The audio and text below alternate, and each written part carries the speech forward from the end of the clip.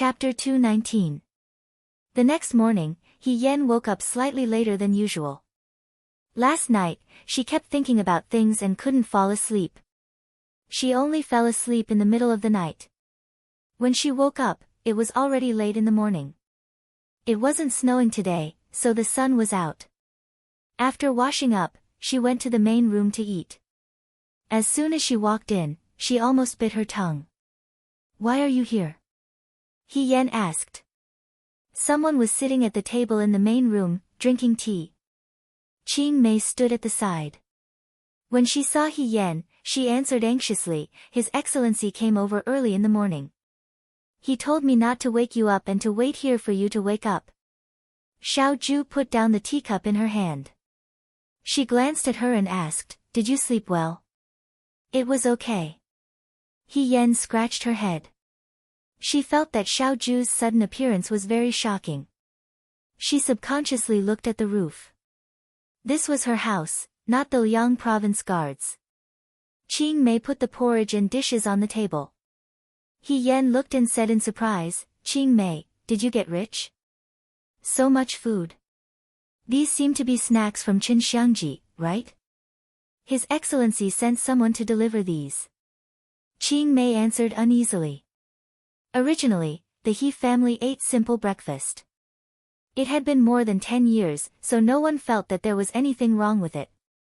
Today, Xiaoju sent someone to deliver such a large table of food. Qing Mei felt embarrassed and wondered if her family was too shabby. Yen didn't feel anything. It wasn't the first time she took advantage of Xiaoju. She immediately applauded and praised, "Xiaoju, you're so considerate. No wonder Yan Nangguang always said that having a wife is good.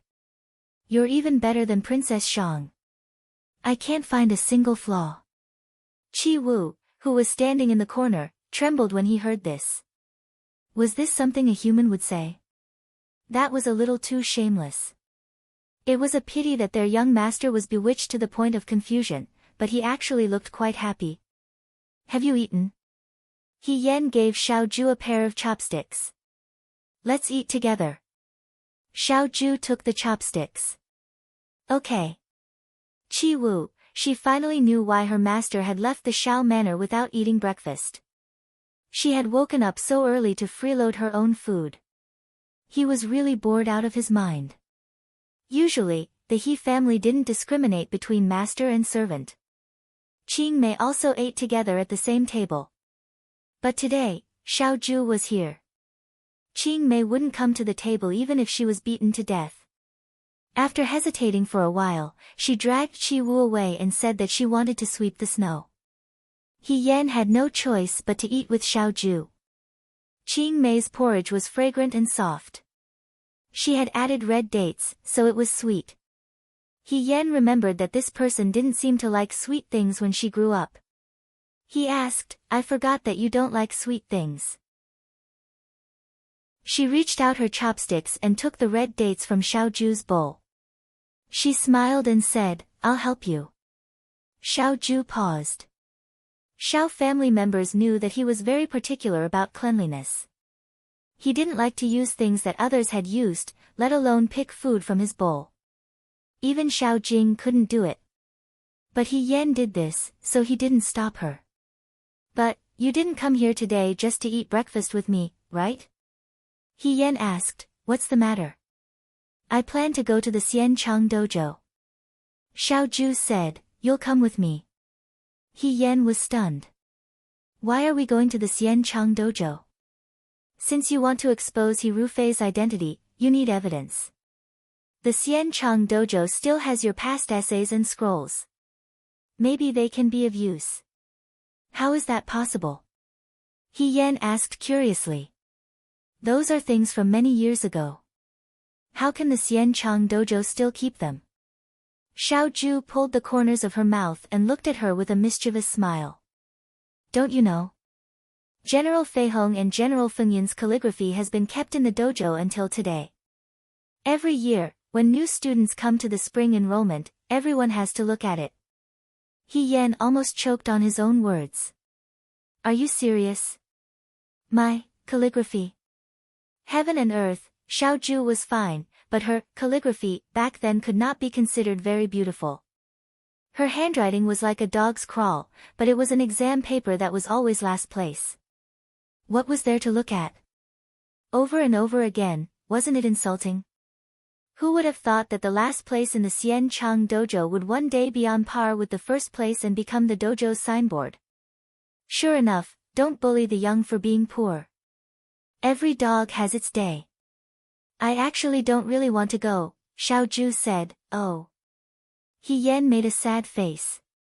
Okay, I'll go. After the meal, He Yan and Xiao Zhu went out together. He didn't feel this way when he was in the Liang province guards. But once he returned to the capital and put on Lady He's dress, he felt uncomfortable all over. It wasn't because of anything else. It was because Lady He's dress was too exquisite and complicated. He Yan decided to simplify the complicated dress and put away all the straps.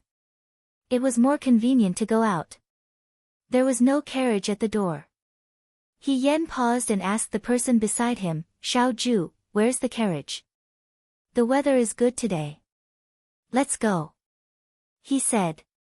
It was a rare sunny day. The snow from last night hadn't melted, and the ground was glowing with golden warmth. When they walked under the sun, they felt that the haze of the past few days had been swept away. Their bodies felt warm from head to toe.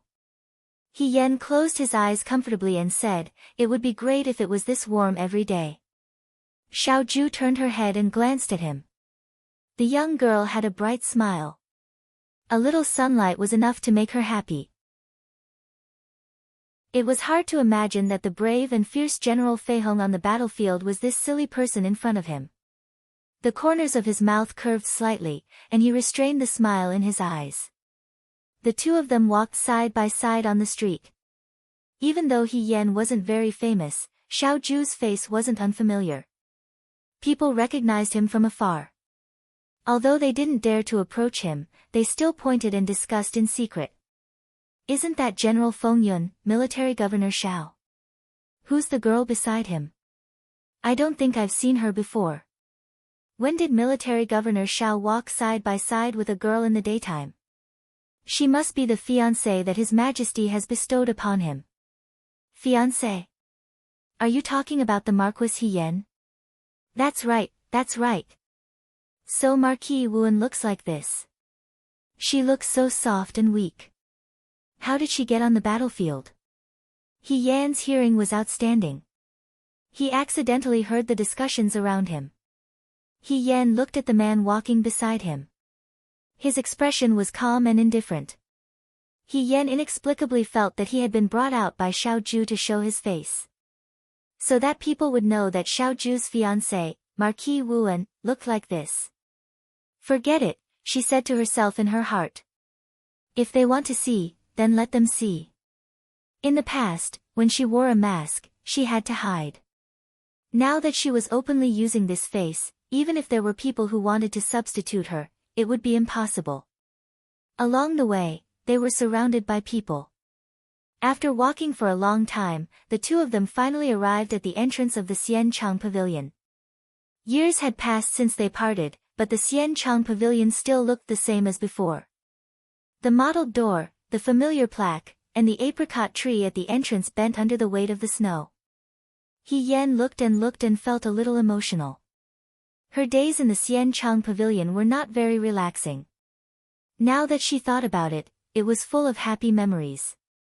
The teachers here taught her to be reasonable and righteous. Otherwise, a girl who couldn't distinguish right from wrong and disguised as a man, even if she was a chess piece of the He family, would still be an ignorant chess piece that couldn't control her own fate. The most correct thing He Yuansheng had done in his life was to send her to the Virtuous Prosperity Dojo, which changed her life. Let's go, Xiao Zhu said. The two of them walked in together. As soon as they walked into the courtyard, they heard the sound of students reading in the academy. The way of the university is to be virtuous, to be close to the people, and to stop doing good deeds. After so many years, you're still memorizing this.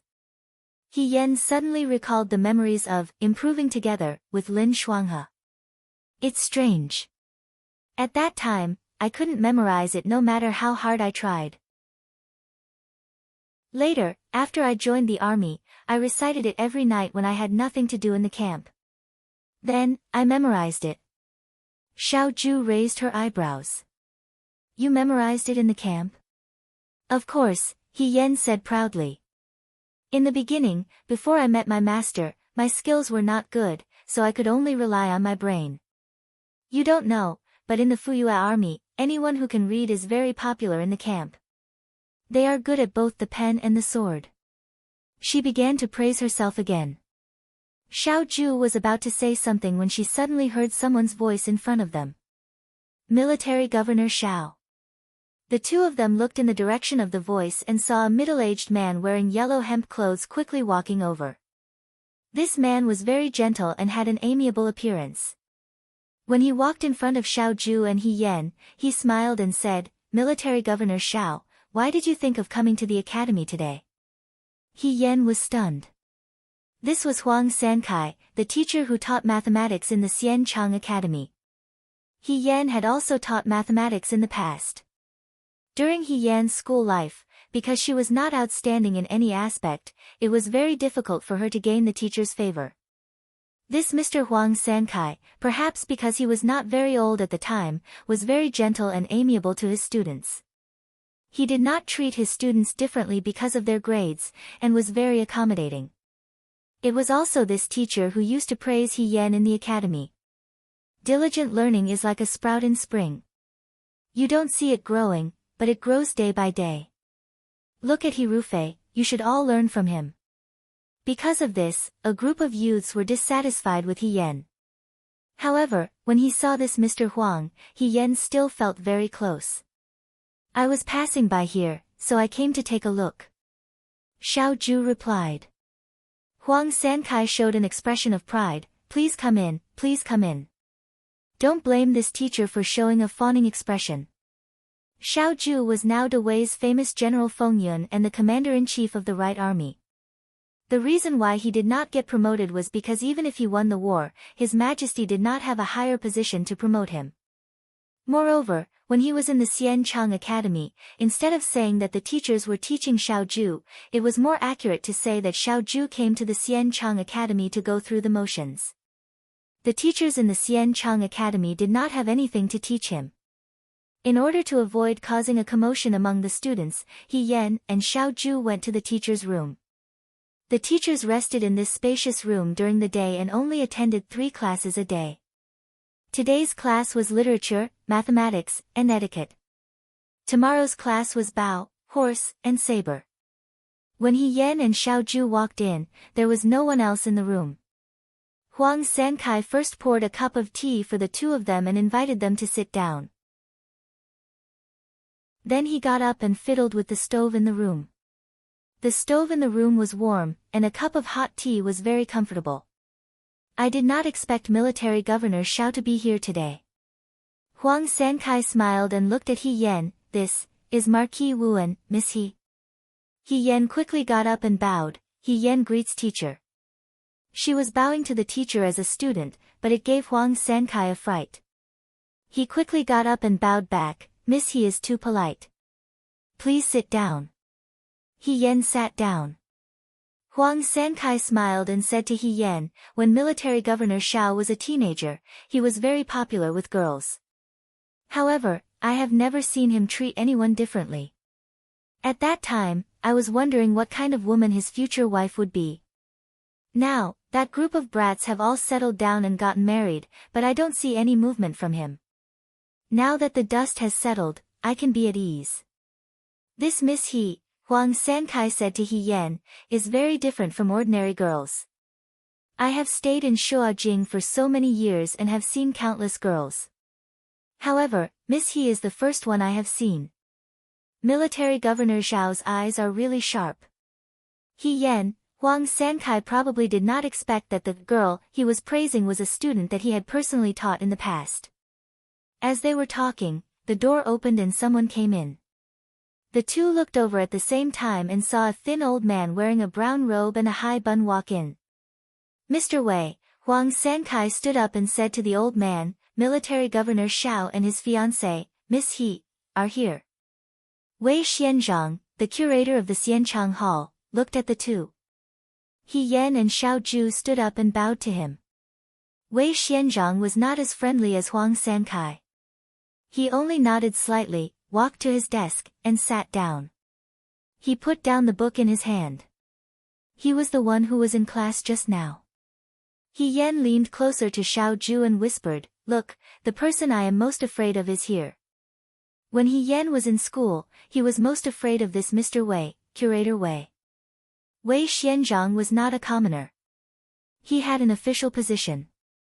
However, He Yan once thought that the reason why he founded the Xianchang Hall was because his personality was too unlikable. He was old-fashioned and strict. His colleagues in the officialdom did not like him, so they rushed him to be the curator of the school. Unlike Huang Sankai, who was gentle and amiable and never scolded students, Wei Xianzhang was excessively strict. As long as there were students with bad grades, they would always be punished by him. The students secretly called him Old Man Wei.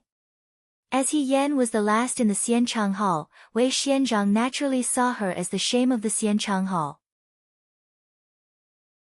He Yan believed that if it wasn't for He Yuanqing persuading that Shi Bao and the fact that the Xianchang Hall didn't have the rule of driving out the accepted students, she would have been driven out by Wei Xianzhang on the first day she entered the Xianchang Hall. She would never be allowed to step into the school again. In short, in the memories of this gentleman, He Yan could only remember the unpleasant memories of being beaten, punished, scolded, and copying books. Even though she was no longer studying in the school and was not afraid of facing the Yudo, He Yan still felt a chill down her spine the moment she saw this old gentleman. "This is Miss He," Huang Sankai said with a smile. Wei Xianzhang picked up the tea on the table and took a sip. His scrutinizing gaze swept over He Yan's body and said with a straight face, "You are He Yan?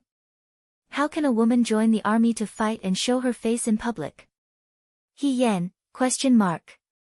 She didn't study anymore, but this old man Wei still wanted to pick on her and find trouble with her. He Yan smiled and said, "It's just that the situation forced me to do so. Eating and living with a man is immoral and unorthodox. You don't know the rules at all. Xiao Huijin has always been clean and honest. How could he be coaxed into the hands of a woman like you?" He Yan, Huang Sankai wiped his sweat awkwardly. "Curator, Mr. Wei is too serious." Xiao Ju said lightly, "Miss He didn't coax me. I liked her first." Wei Xianzhang furrowed his brows and looked at Xiao Ju with even more disappointment. A real man talks about love and love all day long, what's wrong with him? He then glared fiercely at He Yan. "Femme fatale." He Yan's smile stiffened. After living for 2 lifetimes, this was the first time someone called her a femme fatale. She took it as a compliment. But the way old man Wei looked at her, it was as if she was the demoness who brought disaster to the country. Xiao Ju was the fatuous ruler of the country. Could it be that her last place temperament had already seeped into her bones? Even if she changed her body, as long as Wei Xianzhang saw her, he would still dislike her from the bottom of his heart. "We came here today to ask for a favor." He Yan changed the topic. If she continued, she was afraid that old man Wei would use a long stick to chase them away. Huang Sankai asked, "What is it?" "We want to borrow the brush and ink that He Rufei left in the academy," Xiao Ju said. When she said this, Wei Xianzhang and Huang Sankai looked at her in surprise.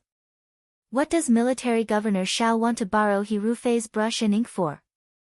Huang Sankai asked. "It's me." He Yan laughed. "I've always heard that General Feihong is a great general who is as famous as the governor.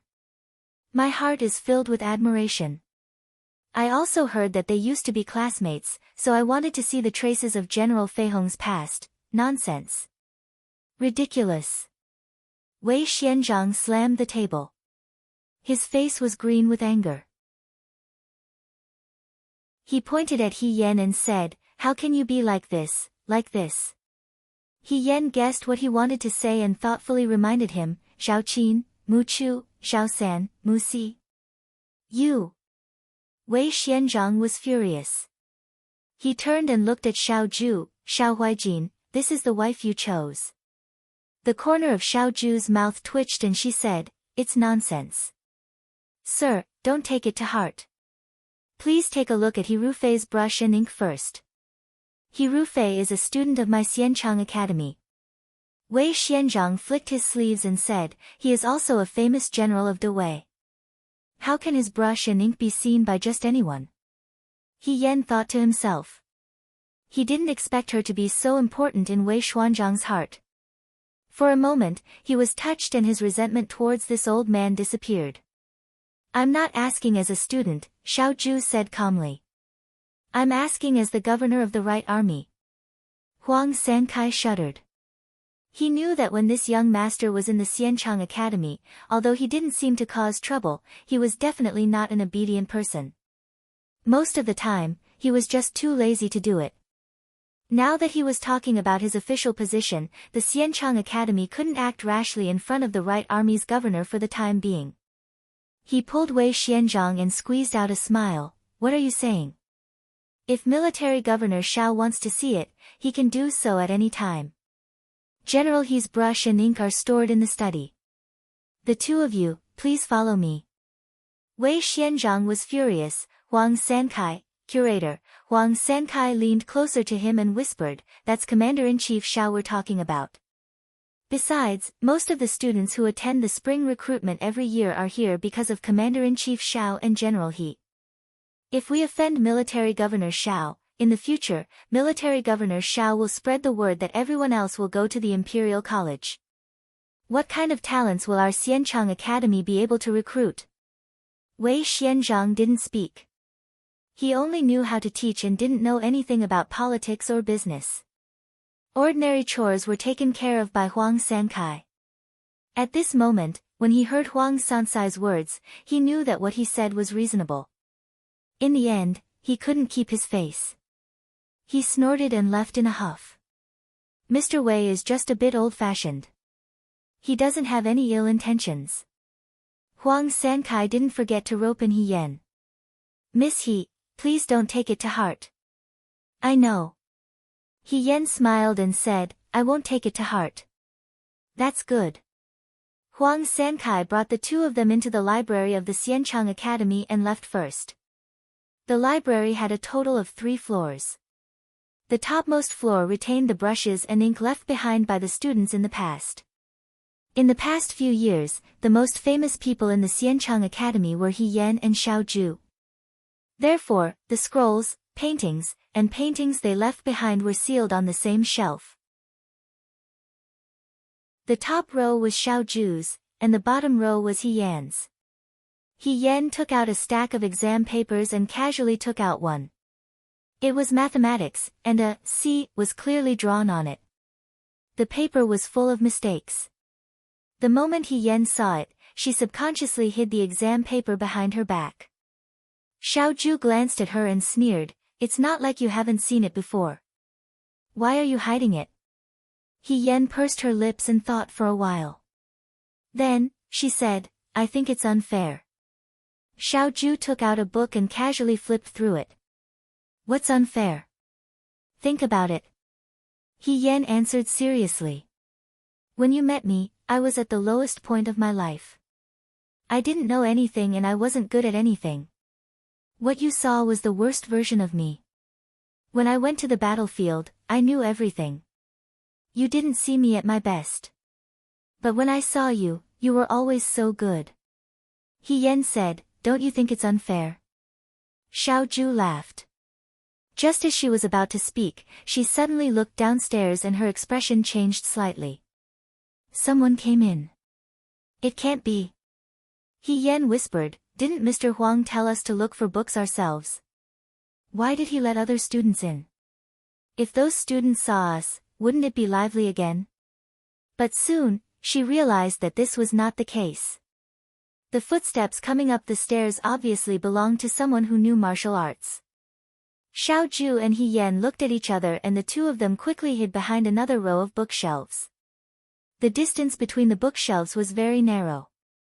Only one person could pass through at a time. The two of them hid in the corner and had to face each other. Xiao Zhu was very tall. He Yan raised his head slightly and almost touched her chin. As the two of them breathed in and out, they could almost hear each other's heartbeat. He Yan's palms couldn't help but sweat. He couldn't help but feel nervous. But this nervousness only lasted for a moment. Her gaze froze. The person who had sneaked up the stairs quickly rushed to the row of bookshelves that they were standing on. Then, he took out a flint and lit the row of bookshelves that He Yan was standing on. With a tang sound, the fire ignited. He Yan and Xiao Ju flew out. Stop! Chapter 220. The person who set the fire did not expect that there would be someone in the quiet library today. He was caught off guard and wanted to run, but Xiao Ju had already blocked his way. He was no match for her in martial arts. After exchanging one move, Xiao Ju dislocated his arm. He Yan had already grabbed a long blanket to put out the fire when Xiao Ju was exchanging blows with the person. Fortunately, the fire was not big. The person probably thought that the library was easy to set on fire, so he did not use ointment. Otherwise, the two of them might not have been able to put out the fire. The fire was put out in time, so only half of the books were burned. He Yan shook his head at Xiao Ju. Fortunately, nothing serious happened. The two of them looked at the person on the ground. He was young and wore a cotton shirt. At first glance, he looked like a student from the Xianchang school. His arms and legs were dislocated by Xiao Ju, so he could not move for the time being. He Yan noticed that there were traces of martial arts training between his thumb and index finger. He could not help but frown. He doesn't look like a student from the Xianchang school. He must have snuck in. Ordinary students, even if there were martial arts courses in the school, would not have such thick calluses. It was obvious that they were caused by years of martial arts training. Xiao Ju looked down at him and asked coldly, "Who sent you?" The person only stared at Xiao Ju and did not speak. Wait a minute. He Yan seemed to have sensed something. He stepped forward and grabbed the person's chin. Xiao Ju could not stop him. He Yan said, "He can't speak. He's a mute." The person was forced to open his mouth. His mouth was empty except for half of his tongue. It's very dangerous. Xiao Ju pulled her up and pulled her behind. Don't get too close. The other party found a mute and deliberately snuck into the Xianchang school just to set the library on fire. He Yan's attention was not on himself. He looked at Xiao Ju. It seems that someone has the same idea as us. Although there were rare and unique books in the hidden book pavilion, it was not enough to make people take the risk. What's more, the other party didn't send people to steal, but to set fire. Coincidentally, the one that was set on fire was the one that He Rufei had used. Just like how He Yan and Xiao Ju came to the Xianchang mansion today to find He Rufei's past handwriting in case of an emergency, the real young master he also looked guilty and short of breath, which was why he couldn't wait to get someone to destroy the corpse. Xiao Ju asked, "What are your plans?" He Yan lowered his head and thought for a while. When he raised his head again, his expression had become relaxed. Since someone covets General He's notes, why don't we keep them for them first? As for this person, let's inform Mr. Huang first and see what he has to say. When Huang Sankai received the news and came over, he couldn't believe his eyes.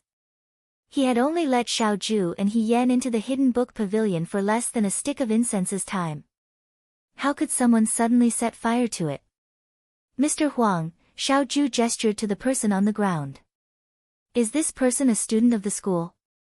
Mr. Huang carefully looked at the face of the person who set the fire and shook his head. No, I've never seen this person before. Then that's it, Xiao Ju nodded.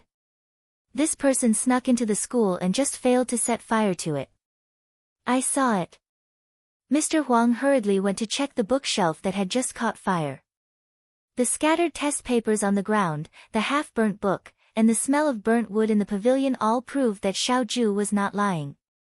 Just now, someone did set fire to it. Why? Huang Sankai was at a loss. What enmity does this person have with our Xianchang school? Why did he set fire to the hidden book pavilion? Fortunately, it was the hidden book pavilion and not the school. But just now, if Xiao Ju and He Yan were not here, very few people would enter the hidden book pavilion. By the time the fire was discovered, it would be too late. Thinking of this, Huang Sansai's heart was filled with a layer of fear. This person is mute, He Yan laughed. He can't speak. Xiao Ju's voice was cold. I'm afraid it has something to do with the Yuto. Yuto? Huang Sankai was shocked. Why would the Yuto appear in Shuajing? Xiao Ju calmly said, this matter is confidential. I hope Mr. Huang can keep it a secret for me. Since it is the Yuto's conspiracy, it is better to beat them at their own game. Mr. Huang, please announce to the public that the hidden book pavilion caught fire and destroyed a shelf of books. Fortunately, the fire was put out in time and did not lead to a disaster. But General Fei Hong's notes were all destroyed. This. Huang Sankai was still very puzzled. This is related to the country. Xiao Ju's eyes were as sharp as lightning. I hope Mr. Huang can consider the overall situation. Huang Sankai trembled. Of course. But General He's notes. He and I are classmates. It is just some ordinary pen and ink. I will bring it back to Xiao family for safekeeping. In the future, when the real culprit behind the scenes is revealed, I will return it to you. Huang Sankai sensed something. He looked at the young man in front of him. The young man who was always lazy and indifferent had now shed his youthfulness. He was like an unsheathed sword, completely different from the past. He respectfully lowered his head and whispered. It is all up to Military Governor Xiao. As for this person, I will take care of it. Mr. Huang only needs to announce to the public that someone was burned to death in the fire. Huang Sankai nodded in agreement. After Huang Sankai finished his task, Chiwu came in and took away the mute who had set the fire. He also took away a whole sack of Hirufei's notes. He Yan and Xiao Ju walked out. As they walked, he said, Xiao Ju, what happened just now, is it okay? In the end, Huang Sankai was not a member of the Xiao family. He did not know how much he could keep secret for them. Hirufei was not a fool either. The people they sent out did not return. Even if Huang Sankai spread the news that the library was on fire, Hirufei might not believe it. It's okay. Leave it to me, Xiao Ju replied. He Yan thought for a moment. I think that Su Zhiheng is probably still looking for Mother Qin's whereabouts. We must ensure their safety. Xiao Ju smiled carelessly. Don't worry. The Su family's hands cannot reach into the Xiao family. He Yan was slightly relieved. However, today's relaxed visit to the Xianchang pavilion to reminisce about old friends was disrupted by this sudden incident. He could not help but feel a bit heavy. As he walked to the door with Xiao Ju, he suddenly heard someone call out to her, Miss He. He Yan looked up and saw a man wearing an indigo robe standing not far away. He was as gentle as an orchid. It was Chu Zhao. He also saw Xiao Ju standing next to He Yan. His eyes narrowed slightly, but his smile returned to normal. He walked forward and greeted, Military Governor Xiao, Miss He. Fourth young Master Chu, why are you here? He Yan asked with a smile. Ever since that day at the palace banquet where Emperor Wen Xian bestowed the marriage, she had not seen Chu Zhao. She only knew that the Su family and the Chu family were preparing for his marriage with Su Pingting. Compared to He Yan's family background, Chu Zhao and Su Pingting's marriage, on the surface, seemed to be more well-matched. Although He Yan did not think that Chu Zhao liked Su Pingting, his fiancée, that much. I came out to do something, Chu Zhao replied gently. He Yan noticed that the servant following him today was an unfamiliar servant. Her appearance was average and was nodding Xiang. He could not help but look at the servant a few more times. The servant was not afraid. She stared back at him with a look of scrutiny. He Yen pondered for a moment and understood. Presumably, Miss Su Pingting saw that Ing Xiang was too beautiful by Chu Zhao's side. She was not at ease, so she sent another servant to follow him. On the surface, she was serving him, but in reality, she was monitoring him. After all, Chu Zhao had a dissolute father. His own appearance was outstanding, so it was inevitable that she would think more.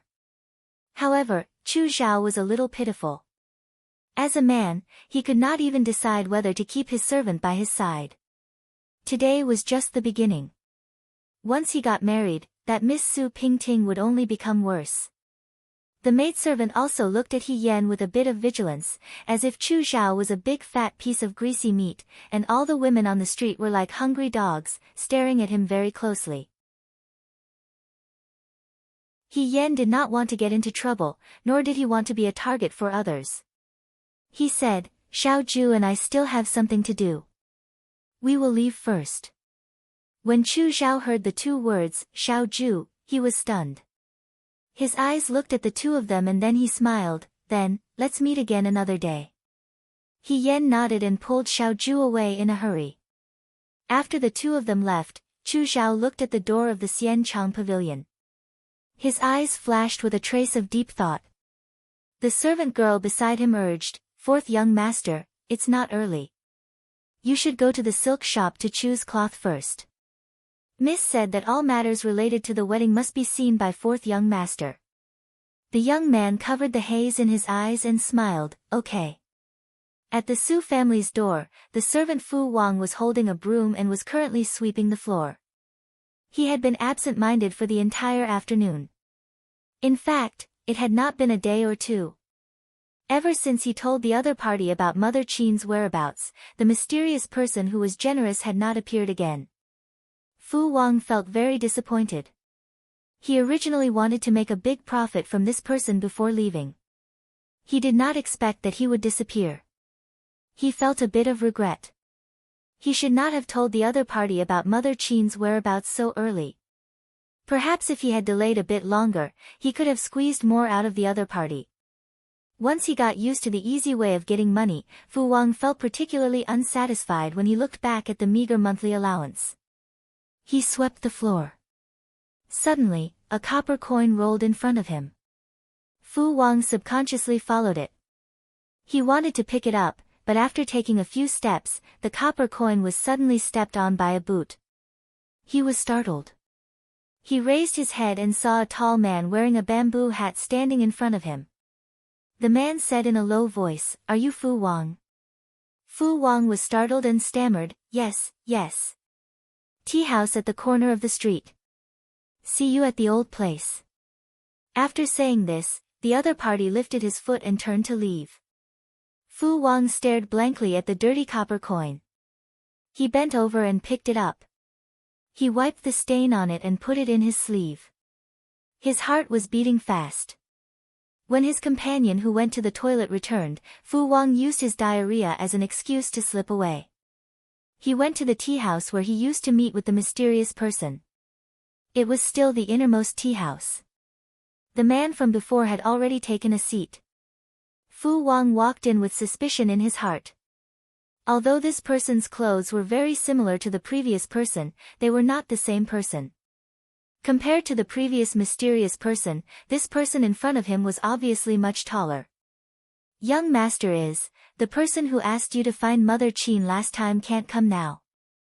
The person who will make the deal with you in the future is me," Fei Nu said in a hoarse voice.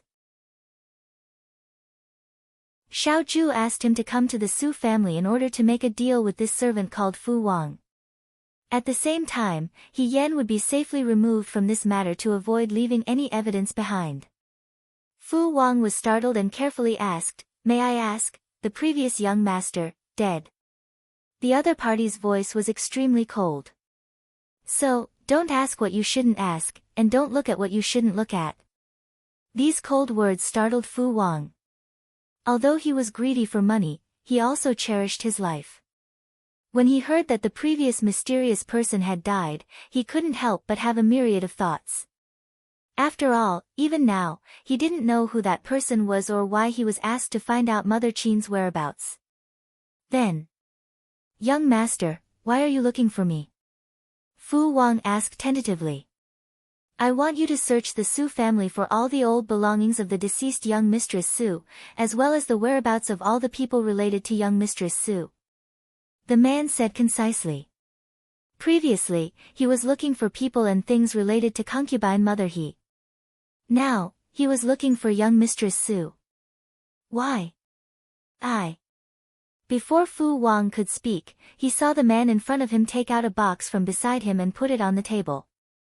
He opened the box, revealing dozens of silver ingots neatly stacked inside. Fu Wang's eyes widened. This person was much more generous than the previous young mistress. The previous young mistress gave the silver ingots one by one. When did she become so generous? For a moment, Fu Wang threw his previous timidity to the back of his mind. His heart and eyes were filled with the silver ingots. "How is it?" Fei Nu asked. Well said, well said." Fu Wang hugged the box in front of him. He was so happy that the corners of his mouth bloomed. Even if this little one has to climb a mountain of swords or dive into a sea of fire, this little one will still do this for young master. This matter is not simple. Fei Nu deliberately lowered his voice. Your family's young master is bound to keep an eye on your movements. It's fine. There are also places where the Fu is lax. It's just that young mistress has passed away for a long time. Most of her old belongings were buried with her body. I don't know if there are any left. Fu Wang was probably dazzled by the silver ingots in front of him. He racked his brain for a while before saying, however, young master was deeply in love with young mistress. The courtyard where young mistress used to live still maintains its original appearance. Perhaps one or two old items can be found. It's just that there are people watching the courtyard, so it's not easy to enter. However, he smiled fawningly. This little one should be able to think of a way to enter. This person was really greedy. Or perhaps, He Yen had already pulled out the greed in his bones. Now that it was out of control, it saved Fei Nu a lot of effort. Fei Nu looked at Fu Wang, seemingly satisfied. He said, very good. These silver ingots are only a deposit. If you can complete the task I've entrusted to you, in the future, our young master will definitely not treat you unfairly. May I ask? Fu Wang gathered his courage and asked, young master is. This time, the person opposite him was not as mysterious as the previous mysterious person. He only arrogantly raised his head and said, the current emperor personally conferred the title of General Feihong. He Ru Fei Gongzi. General He? Fu Wang asked in surprise. Why would General He? He did not finish his words. Thinking of this person's words, don't ask what you shouldn't ask.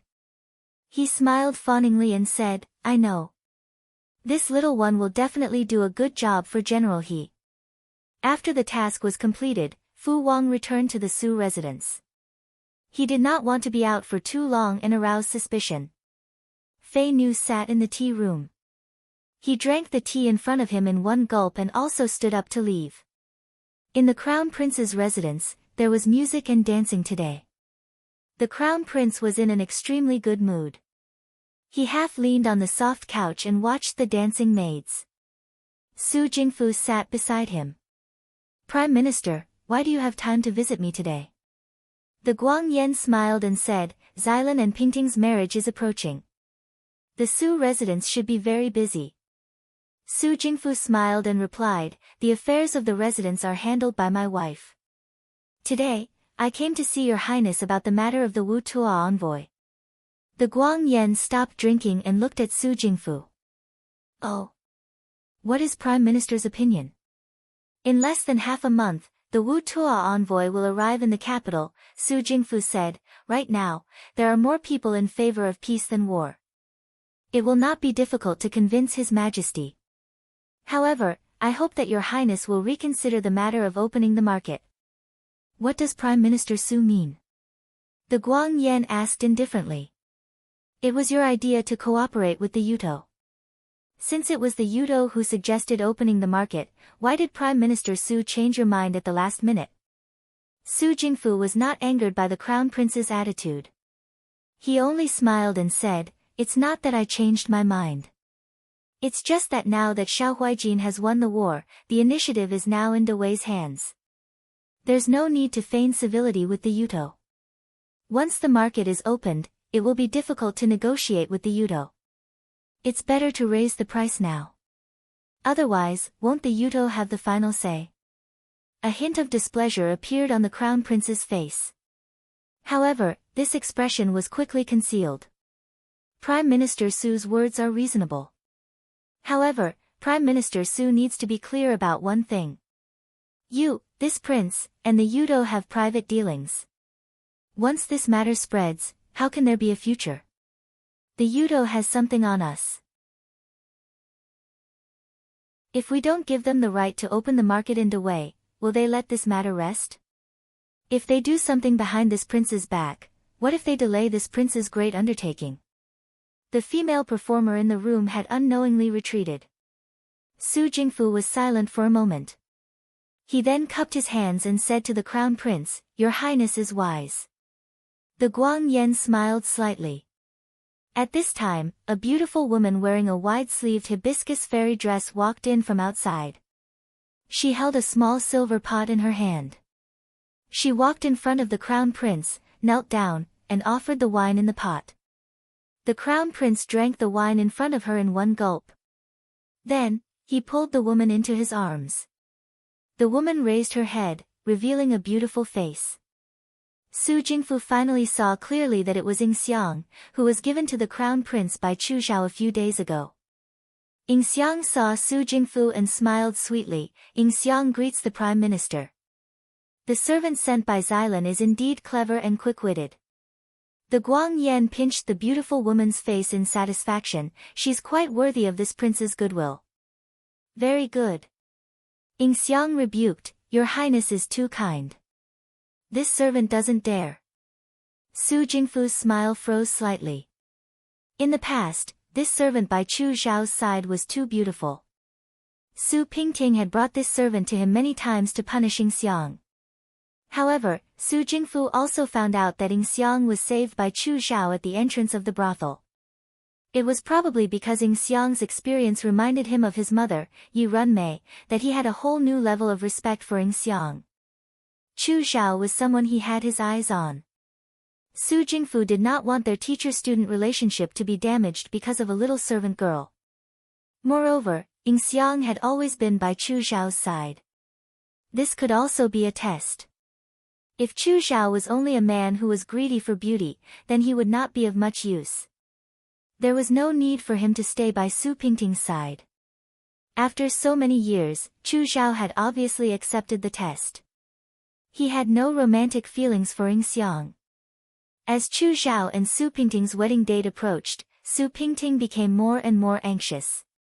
It was not that Su Jingfu did not know that Su Pingting had privately gone to find the Crown Prince of Guangyan. However, he did not have any intention of stopping her. In the future, Chu Zhao would be Su Pingting's husband and Su Jingfu's son-in-law. If a little servant girl made his daughter unhappy, he would kill her, not to mention giving her away. Chu Zhao should have a balance in his heart. Chu Zhao made the right choice. Su Jingfu was very satisfied. Such a smart young man who knew how to make a choice was rare in the current Shuo capital. In the past, Su Jingfu's impression of Ying Xiang had always been that although she was beautiful, she was timid and quiet. She was an ordinary servant girl who did not cause trouble. However, now that he saw Ying Xiang smiling sweetly and leaning against the Crown Prince, Su Jingfu felt a sense of unease. The Crown Prince's residence never lacked beauties, nor did it lack smart people. The battles in the harem were not as easy as the politics in the imperial court. When Su Pingting sent Ying Xiang into the Crown Prince's residence, she did not have any intention of letting her live. However, so many days had passed, and Ying Xiang was living well.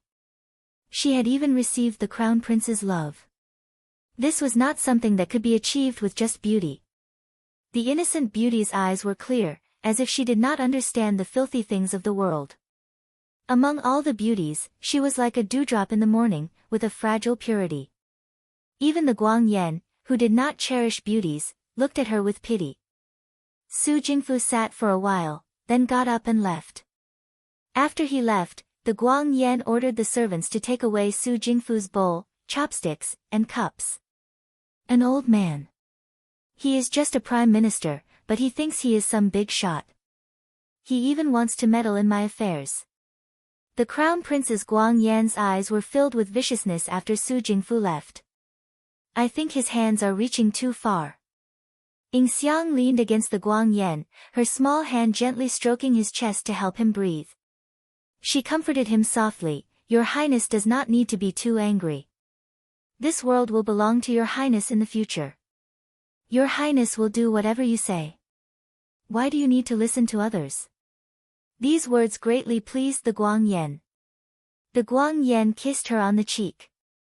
You little girl, you know how to talk. Be careful, Prime Minister Su might find trouble with you if he hears this. Even if Prime Minister wants to find trouble with this servant is Your Highness's servant. Your Highness will definitely protect this servant, right? Ying Xiang said sweetly, Even if I am Your Highness's servant, it is still better than most people in the world. Also, let me tell Your Highness a secret. She leaned closer to the Guang Yan, looking very charming. This servant was not like the other beauties, who either flattered him or were afraid of him. The Guang Yan liked it very much, so he asked, What secret? This servant also does not like Prime Minister Su, Ying Xiang said with a bitter face. Prime Minister Su has too many rules and always has his own ideas. I am really afraid that one day, Prime Minister Su will even interfere in Your Highness's affairs.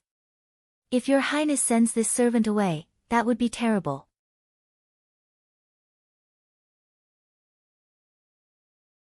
Chapter 221. In the Shuo capital, there was an anecdote that someone set fire to the library of the Xianchang dojo.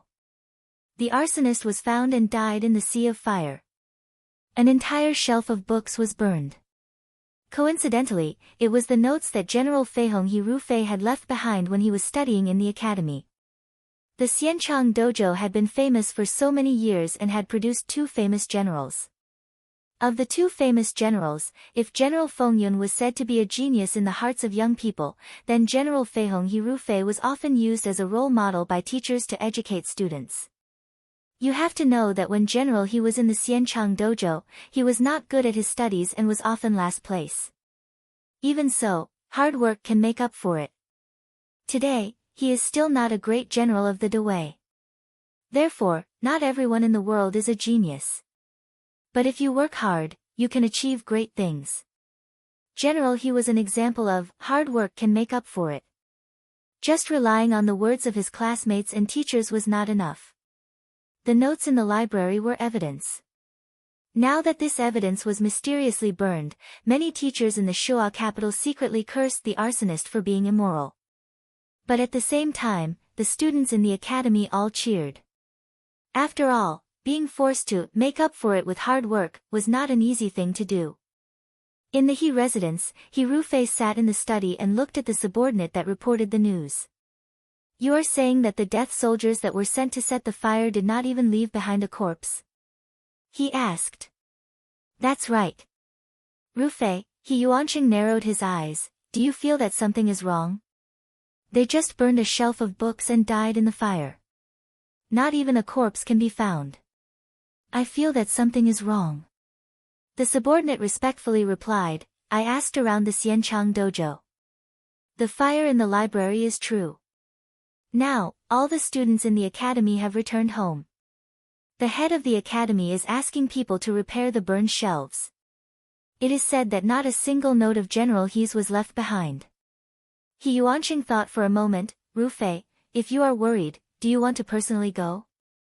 No. He Rufei flatly refused, now that we're in troubled times, I have to be even more careful with my words and actions. The Xianchang dojo has just caught fire. If I go there now, it's hard to avoid being caught. We still haven't settled the matter from last time, so we definitely can't let our guard down. Thinking about what happened last time, He Rufei was extremely frustrated. He had already made up his mind to take He Yan's life, or at least he wanted to test him. But he didn't expect that woman to be so skillful. Fortunately, he found all the men of sacrifice and didn't reveal the secret. In the end, he pushed all the evidence to the Fan family, but the Yamen refused to close the case. He Rufei sent someone to investigate and found out that it was Xiao Zhu who had interfered. Xiao Huijin valued his fiancée very much. Now it seemed that he wanted to stand up for her. He Rufei didn't care about the daughter of a guard at the city gate, but he had heard of Xiao Zhu's methods. Even Su Jingfu couldn't get any benefits from this person, so of course he was afraid. Forget it, since the notes have been burned, let's not talk about the rest. He Rufei changed the topic. Soon, the envoy from the Wu Tuo will enter the capital. At this time, it's better not to cause trouble. He Yuanqing paused and looked at He Rufei. Once the Wu Tuo enters the capital, His Majesty will definitely discuss the war and peace. If not, our He family, father, our He family will naturally make peace. He Rufei sneered, not to mention the Battle of Huayuan, we are already tied to Prime Minister Su. Even now, for the sake of the He family, we have to stand together. Xiao Huijin already has a grudge with us. Helping Prime Minister Su is helping ourselves. Of course I know, but... He Yuanqing's eyes flashed, my son, in today's court, the fourth prince's support is quite high. You see, no matter how high the fourth prince's support is, it can't be higher than Prime Minister Su. He Rufei frowned. Moreover, the Dewei values etiquette the most. The crown prince is the legitimate heir, and the fourth prince doesn't have the support of his mother's family. Father, at this time, our He family can't take a neutral position. We must stand on the crown prince's side without reservation. He Yuanqing sighed, I'm just worried. He Rufei's eyes flashed with a trace of mockery. He looked at He Yuanqing, Father, if you want to obtain great wealth, you have to take risks. When my younger sister reached the rank of Grand General, there was no turning back. He Yuanqing stilled, as if the secret in his heart was suddenly exposed. A trace of embarrassment floated on his face. After a pause, he stood up and said, since you've already made up your mind, then we'll do as you say. I still have matters to attend to, so I'll leave first. He left as if he was escaping. He Rufei looked at He Yuanqing's hurried figure and smiled. He leaned back, his face gradually darkening.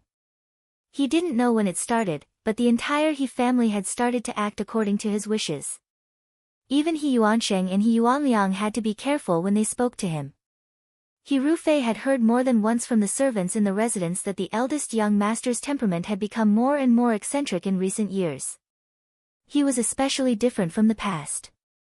After He Rufei heard this, she ordered for the servant who spoke to be executed immediately.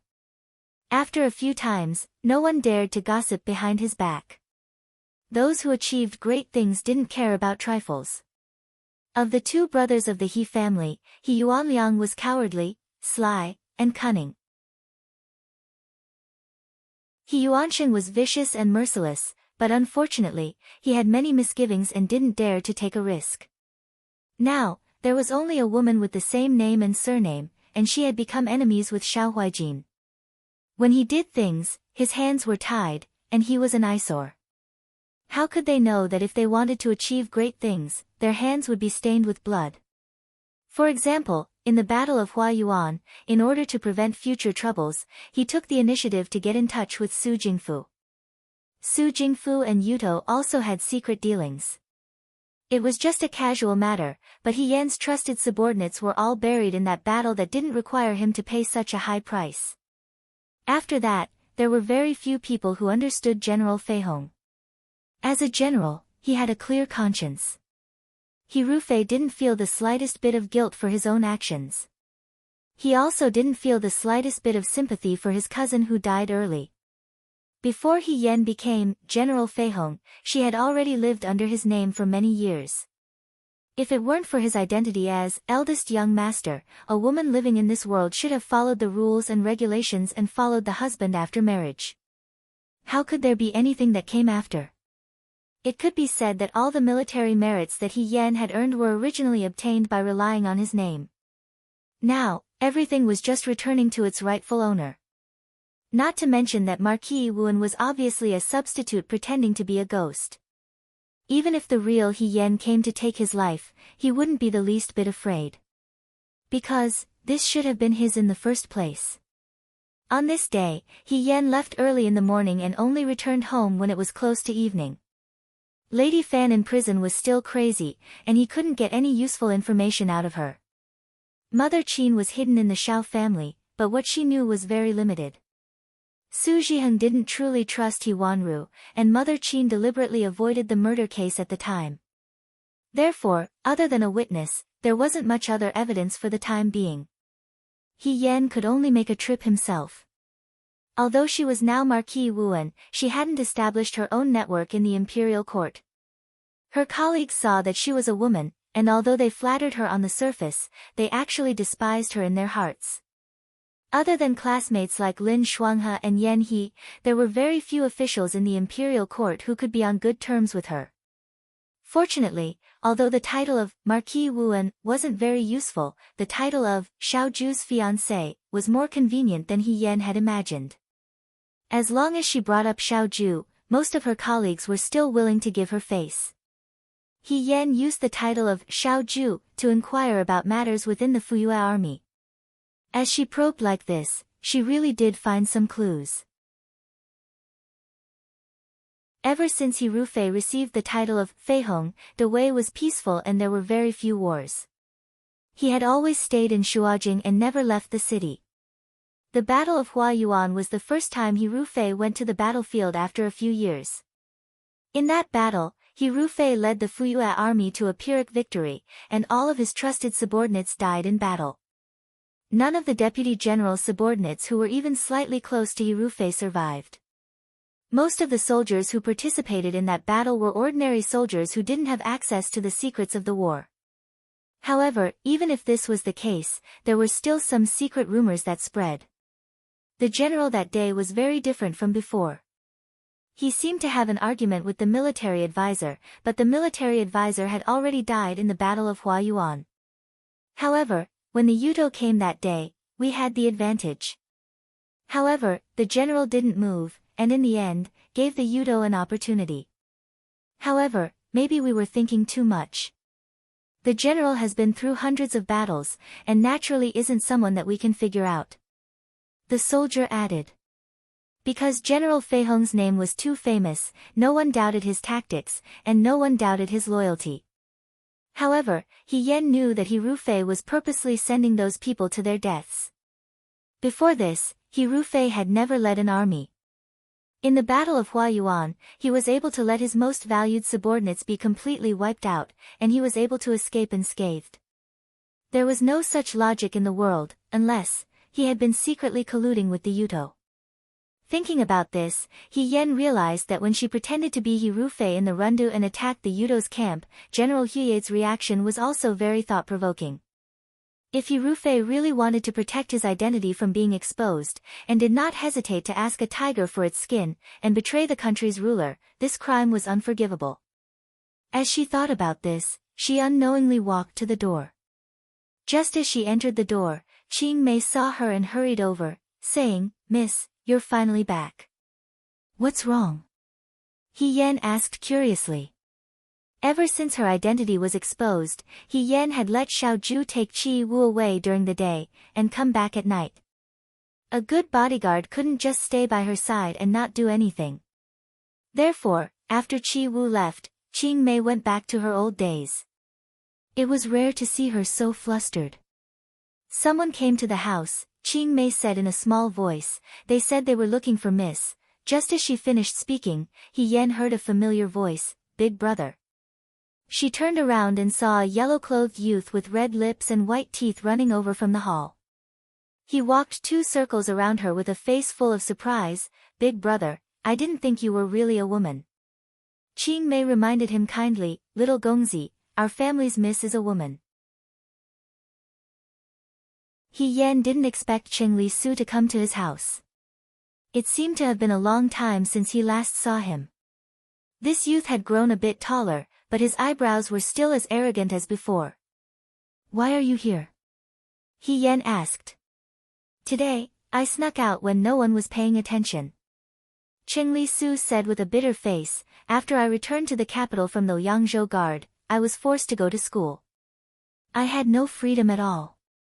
When I heard that Big Brother had returned to the capital, I wanted to come and see, but the school was very strict and I couldn't leave.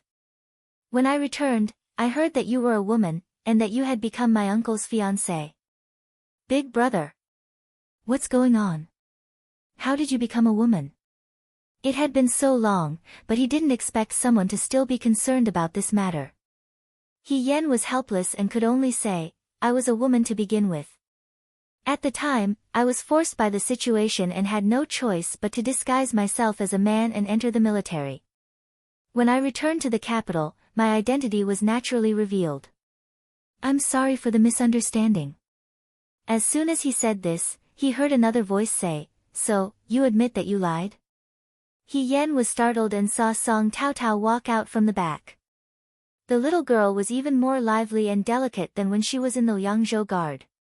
The Song family probably doted on this daughter very much. The material of her clothes looked very expensive, making her seem like a little fairy who didn't eat the food of mortals. However, unlike her delicate face, her expression was like that of an infatuated girl who had been abandoned by a heartless man. "Tao Tao." He Yan looked at Qingli Su. "You came together." Qingli Su rolled his eyes. "Who wants to come with her?" "When I came to find Big Brother, I just happened to run into this shrew at the door." Song Taotao walked in front of He Yan with a complicated expression. She sized up He Yan from head to toe before saying resentfully, "You really are a woman." He Yan, it was impossible for He Yan not to have noticed the little girl's thoughts from beginning to end. After all, this child was pure and sincere. Her thoughts were written all over her face. Even an idiot could see her undisguised admiration and affection. However, when they were in the Yangzhou Guard, He Yan couldn't reveal his identity. He also couldn't remind this child that she was a woman and couldn't marry Song Taotao. Now that she had come knocking on his door, He Yan inexplicably felt a bit guilty. He felt like a stinky man who had deceived a young girl's pure feelings. She carefully considered her words. She still hadn't figured out how to say it without hurting Song Taotao's fragile young girl heart. Song Taotao also felt wronged. It had been a long time since she found out that He Yan was a woman. However, Song Taotao couldn't convince herself no matter what. She had to see He Yan in person to believe it. Today, she had finally managed to convince her parents to come out with her retainer. She hadn't expected to run into Qingli Su, this jinx. That wasn't all. Now that she saw the slender and elegant woman in front of her with a heroic and elegant appearance, Song Taotao finally had to accept a heavy reality. He Yan was indeed a woman. She was even a good-looking woman. How could she have thought that this woman was a man at the time? She had even wanted to break off her engagement with Qingli Su and marry him. "It's all your fault." Song Taotao was used to being pampered and was flustered. She vented all her anger on He Yan. "Why did you come to the Yangzhou Guard to deceive people for no reason?" Sorry, He Yan carefully apologized to the child. "I didn't do it on purpose." "Why didn't you do it on purpose?" The more Song Taotao thought about it, the angrier and more wronged she felt. She stared at He Yan aggressively. "You just wanted to show off your own heroic appearance so that you could outshine everyone else. Everyone else would look at you and you would be the only one in the limelight." He Yan couldn't say anything. It's all your fault." "Enough." Another voice interrupted. He Yan turned around to look. He Yunxing walked in with a cloth bag on his back. He blocked He Yan's way and looked at Song Taotao with a cold face. "Who are you?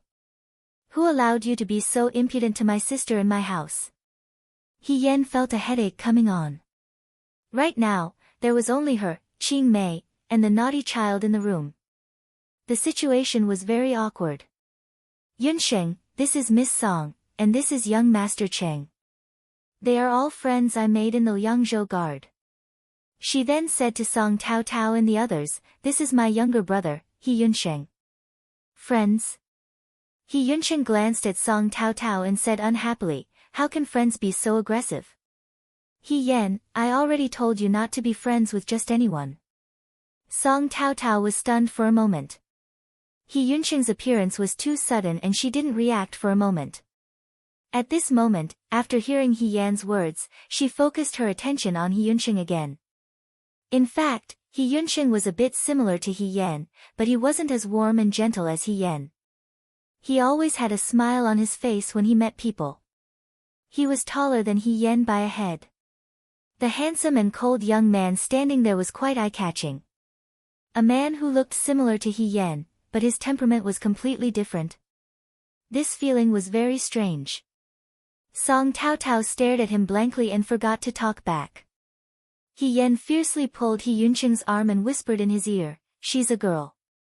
Can you not be so fierce?" "I don't care if she's a girl or a man," He Yunsheng frowned, "talking to you like that, do you think I'm dead?" This damn child is getting more and more rebellious, He Yan thought. He guessed that Song Tao Tao would cry after being yelled at like this. Before he could think of how to comfort the crying girl, Cheng Lisu had already surrounded He Yunsheng again in surprise. She grabbed his hand and said, "You're my big brother's younger brother, so you're my brother too." "My name is Cheng Lisu." "Brother He, did you just get out of school?" He Yunsheng had never seen such a friendly person. He immediately took a step back and shook off Cheng Lisu's hand. He frowned and said, "Who's your big brother?" "It's your sister." Cheng Lisu answered matter-of-factly.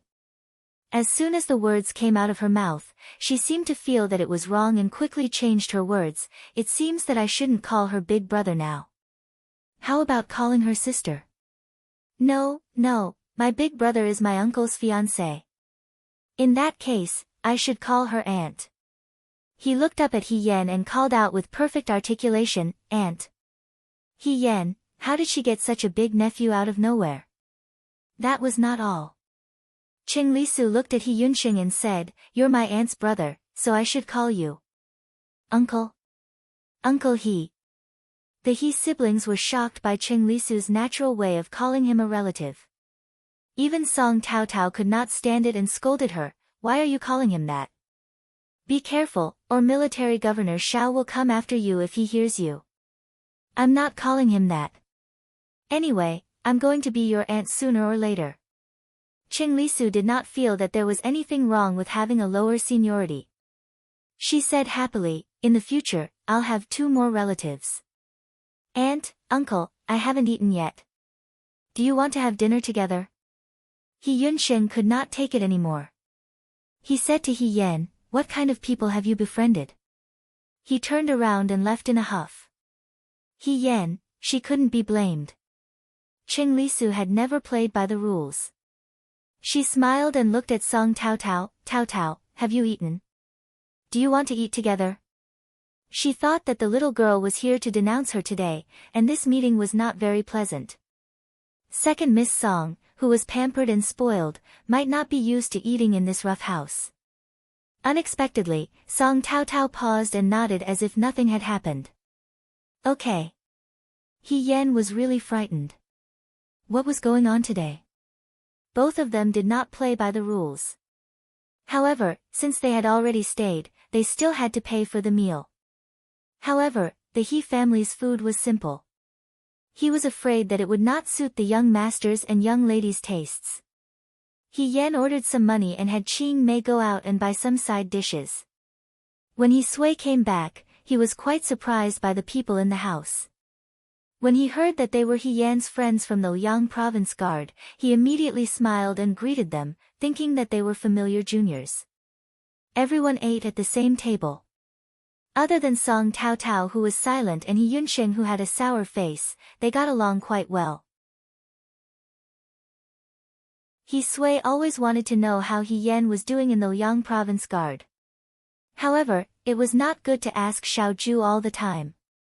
Now that there was a ready-made candidate, of course, he would not let go of such a good opportunity. Cheng Lisu was also a chatterbox. As long as He Sui asked, he would tell him everything he knew. He Yen suspected that he could even remember how many biscuits he ate in the Yang province guard. However, thanks to this group of children, his gloomy mood from inquiring about the Fuyue army during the day was greatly alleviated. After the meal, He Yen saw them out the door. Song Tao Tao and Qing Lisu both brought their own carriages and servants. Qing Lisu had only been with He Sui for a short period of time, but she had already become good friends with him despite the difference in age. They had even agreed on a date for their next meal. He Yen finally managed to send them away with great difficulty before he left the room. Outside the door, Song Tao Tao got into her family's carriage. The maidservant next to her carefully asked, "Young miss, you've seen Miss He today. In the future, you won't make a fuss about breaking off the engagement with young Master Cheng, right?" Her sweetheart was a woman, so naturally, it was impossible. In the future, what reason would Song Tao Tao have to break off the engagement? Song Tao Tao said unconcernedly, "I admire Military Governor Xiao very much. It is my good fortune to be able to become friends with him. However, I have never thought of becoming his niece-in-law." The maidservant was stunned. She did not understand what Song Tao Tao meant. Song Tao Tao lowered her head. Thinking of the face of the green-clothed youth she had just seen, she secretly pursed her lips. She originally wanted to be Xiao Ju's sister-in-law. Unfortunately, Xiao Jing was already married. However, now that she thought about it, being Xiao Ju's sister-in-law was not a bad idea.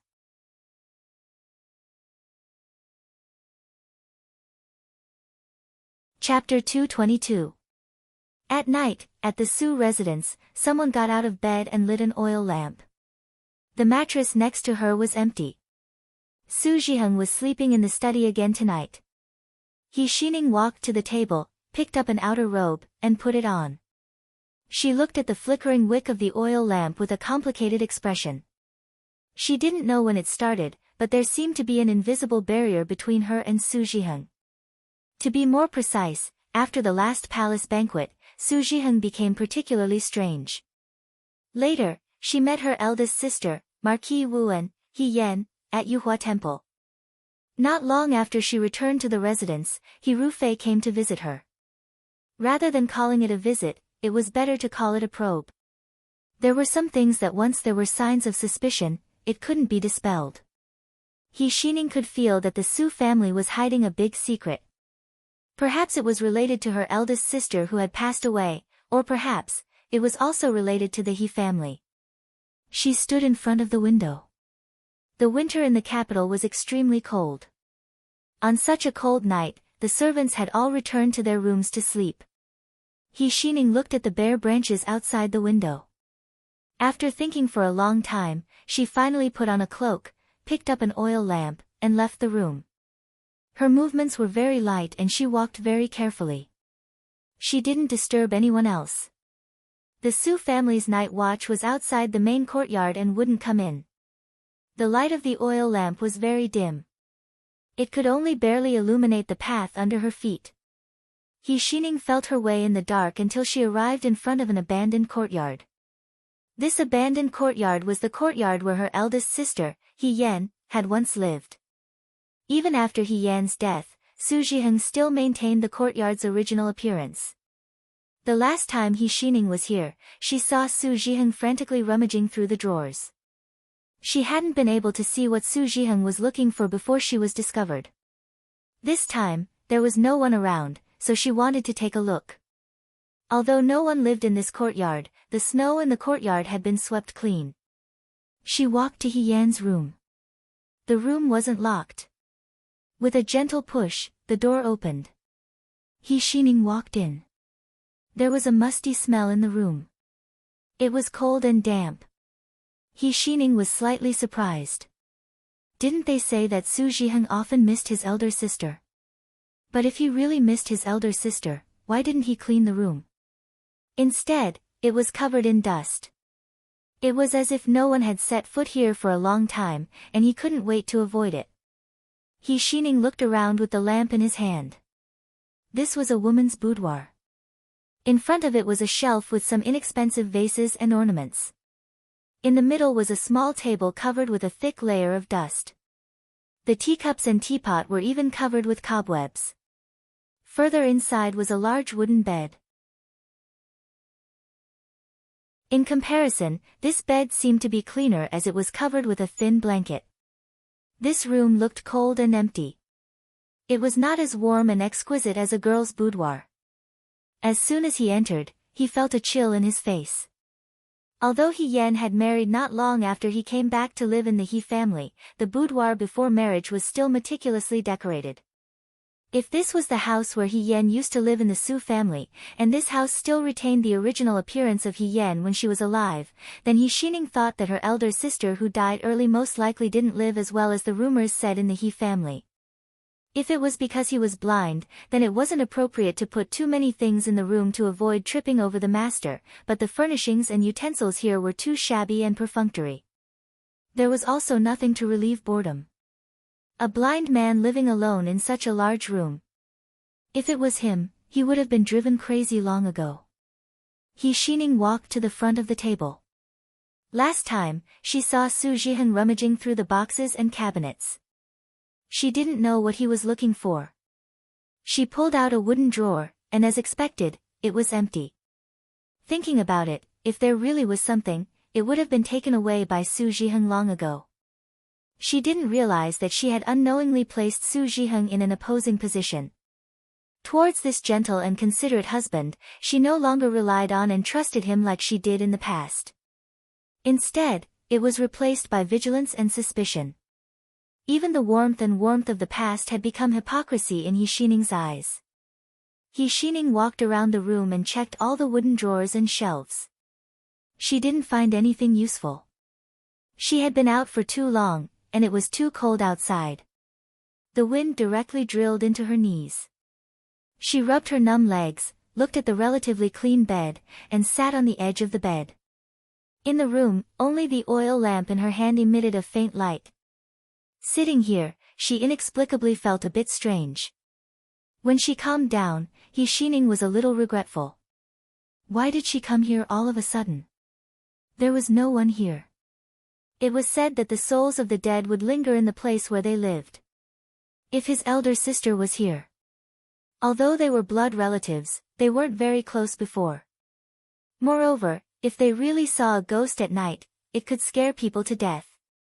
He Xining couldn't help but grip the bedpost tightly. This was a habit she had developed since childhood. When she was young, she was timid and always slept with her mother. When she grew older, she couldn't sleep with her mother anymore. He Xining had her own courtyard. When she lived alone, she was still very afraid. When she was most afraid, she would lean against the inside of the bed at night, tightly holding the bedpost against the wall, and softly praying for Bodhisattva's protection. It was the same today. However, when her fingers slid down the bedpost, she suddenly felt that something was wrong. He Xining was startled.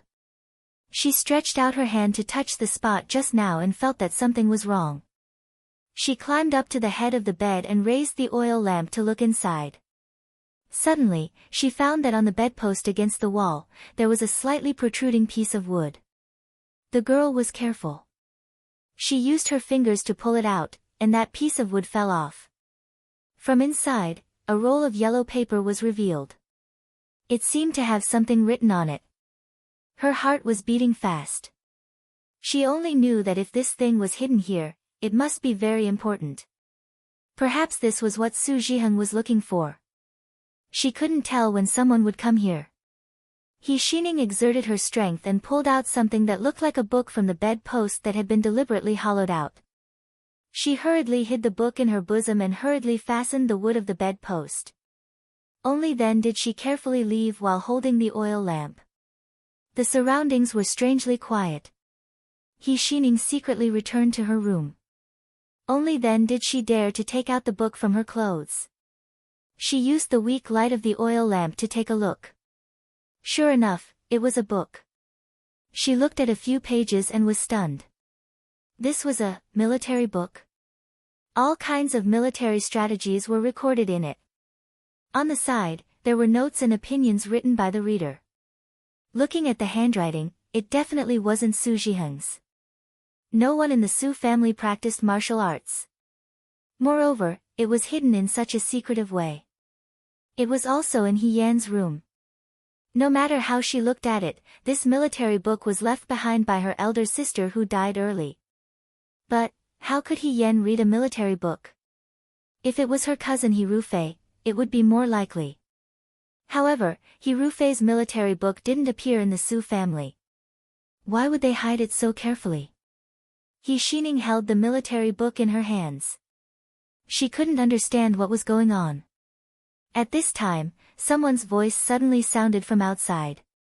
He Xining was startled. She quickly blew out the oil lamp and hid the book in the lowest box under the table.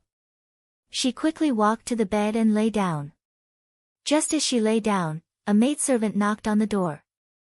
Eldest young mistress. Eldest young mistress.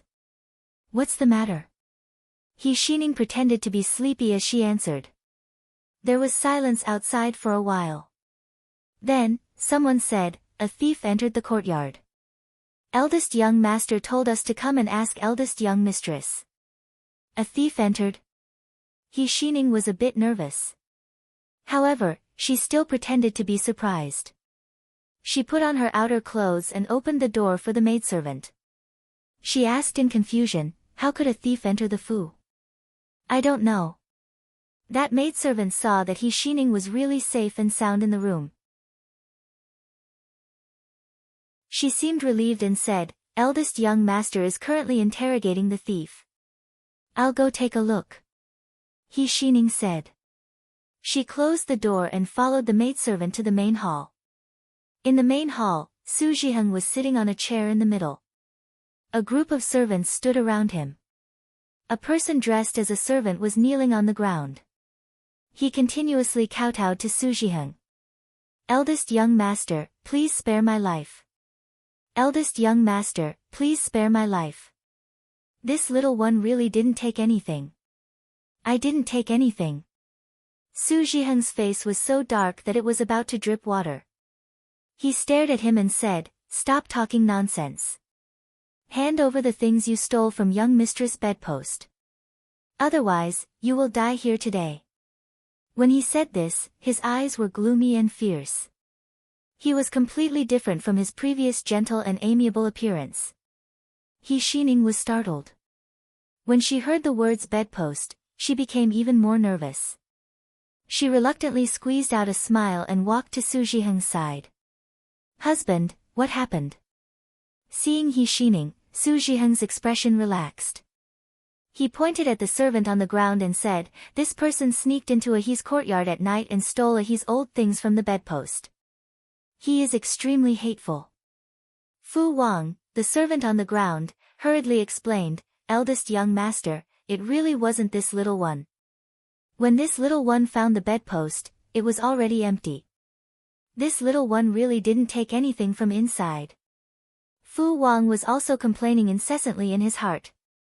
Today, he took advantage of the night when there was no one around. It was a good opportunity to sneak into eldest young mistress's room to find the mysterious person's old things. As a result, he walked around the room and found that there was one place that was different from the others. It was the bedpost in the inner room. He originally thought that there would be some secret hidden inside, but when he opened it, it was empty. He didn't have time to feel regret. He didn't know when the people outside were alerted, but he was caught and brought to Su Zhiheng. Eldest young master, it really wasn't this little one who did it. If you don't believe me, you can search this little one's body and the place where this little one lives. This little one is innocent. He Xining looked at the servant who kept kowtowing and begging for mercy. He couldn't help but be frightened. It seemed that this servant had become her scapegoat. However, if it was just ordinary property, with Su Zhiheng's temperament, he wouldn't be so harsh. At worst, he would just beat him with a plank and drive him out of the residence. Why did it seem like he was going to fight to the death? Could it be that Su Zhiheng knew what was inside the bedpost? But it was just an ordinary military book. He Xining didn't understand. I see that your mouth is full of lies and not a single word of truth. Since it's like this, I won't be able to get a reason from you even if you stay here. I'll hand you over to the authorities to be dealt with, Su Zhiheng said coldly. As soon as these words came out, Fu Wang's face changed color. Since ancient times, most of the servants who were handed over to the authorities by their masters would die. Moreover, their deaths were especially torturous. He was just a little greedy for money, but he didn't want to lose his life. Moreover, he was so wronged. It had to be known that he didn't get anything. Since it was like this, of course protecting his own life was the most important thing. Fu Wang pleaded, I beg eldest young master not to hand this little one over to the authorities. In fact, this little one was entrusted by someone to steal something. This little one will tell eldest young master everything I know. Can eldest young master spare this little one's life? Entrusted by someone? Su Zhiheng looked at him. That's right, that's right. Fu Wang kowtowed loudly, even if this little one was given 100 guts, this little one still wouldn't dare to steal from the estate. Su Zhiheng stared at Fu Wang, as if trying to discern whether Fu Wang's words were true or false. After a moment, he said to the surrounding people, all of you can leave. I have something to ask this thief. He Xining glanced at the manservant on the ground, husband, you also leave. Su Zhiheng's attitude was very firm. He Xining didn't say anything and left. After the door closed, she looked in the direction of the room.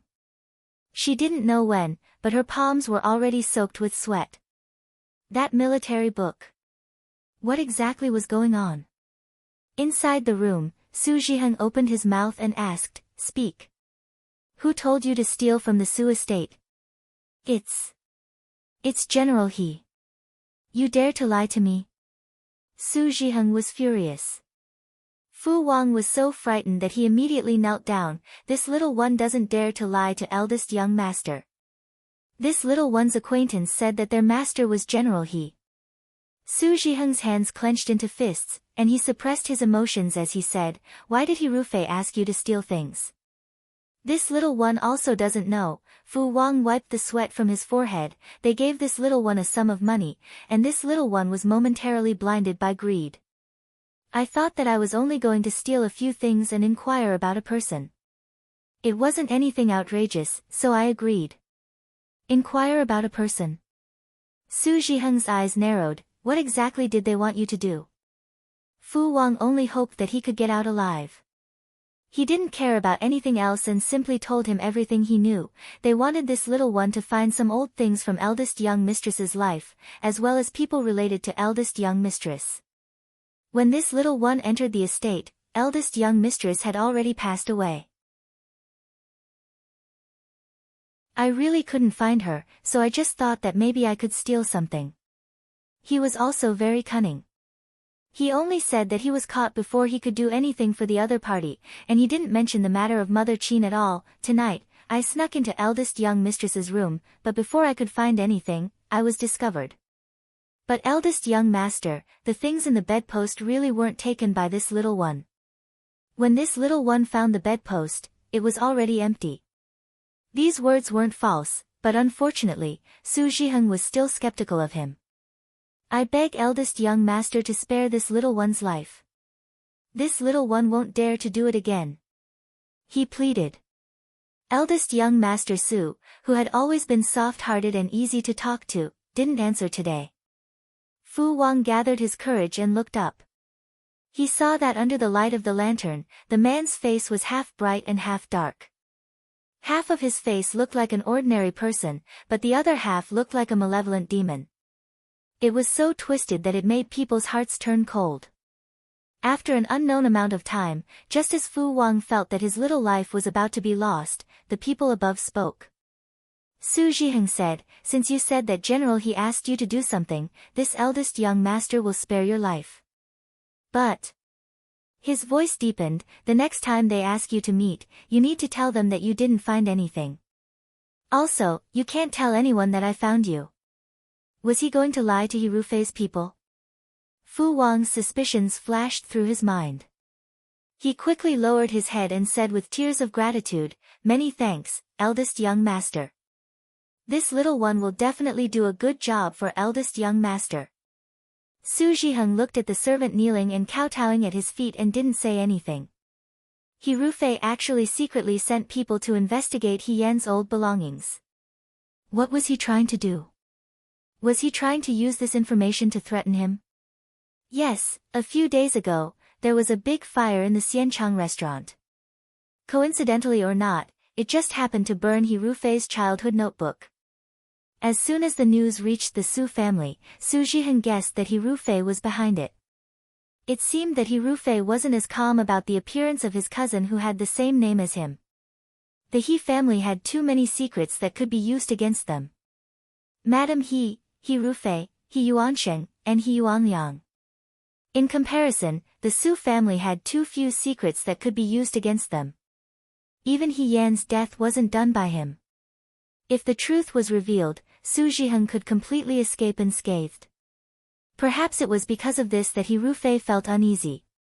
That was why he tried every possible means to get hold of He Yan's secret in the Su family. This way, as long as he could prove that he also knew about He Yan and He Rufei swapping identities, the Su family wouldn't be able to escape when the truth came to light one day. He Rufei was afraid. That was why he wanted to drag the Su family down with him at this time. Su Zhiheng's face darkened. Even though he knew about this matter from the beginning, he also understood that the He family and Su family were in the same boat. However, when this matter really happened right under his nose, he still felt displeased. In the past, when he was safe and sound, he naturally hoped that they could live well and enjoy glory together. However, once something happened. He Rufei's actions were truly unethical. Since He Rufei was going overboard, then he didn't need to care about their feelings. Speaking of which, just like how Fu Wang went around He Yan's room but didn't find anything, if something really happened, as long as there was no evidence, Su Zhiheng could still protect himself. At night, He Yan tossed and turned on the bed, unable to sleep. She knew that He Rufei wasn't General Fei Hong and that his story was full of loopholes. However, everyone had to pay attention to evidence. It was impossible for the truth to come out with just one sentence from her. Furthermore, the truth sounded so inconceivable. For the time being, there were no living witnesses in the Fuyue army. Just Mother Qin alone wasn't enough. If they wanted to get hold of He Rufei's weakness, they had to start with the battle at Huayuan. During the battle at Huayuan, He Rufei and Yudo must have had an unspeakable relationship. He Rufei was very cautious. If they wanted to find evidence that He Rufei had colluded with the enemy and committed treason, perhaps they had to go to the He residence. The He residence, He Yan sat up from the bed and leaned against the head of the bed. She looked at the curtains and her thoughts gradually drifted away. In reality, she wasn't afraid to step into the He residence again. She had enough of being used and treated coldly by that He family. When she returned to the He residence, she wouldn't have any old feelings for them. However, when she thought about meeting Madame He again, she didn't know how to face her.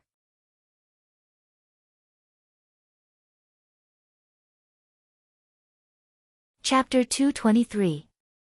For the next few days, it was snowing heavily every day in Shuo City, and the streets were much more deserted.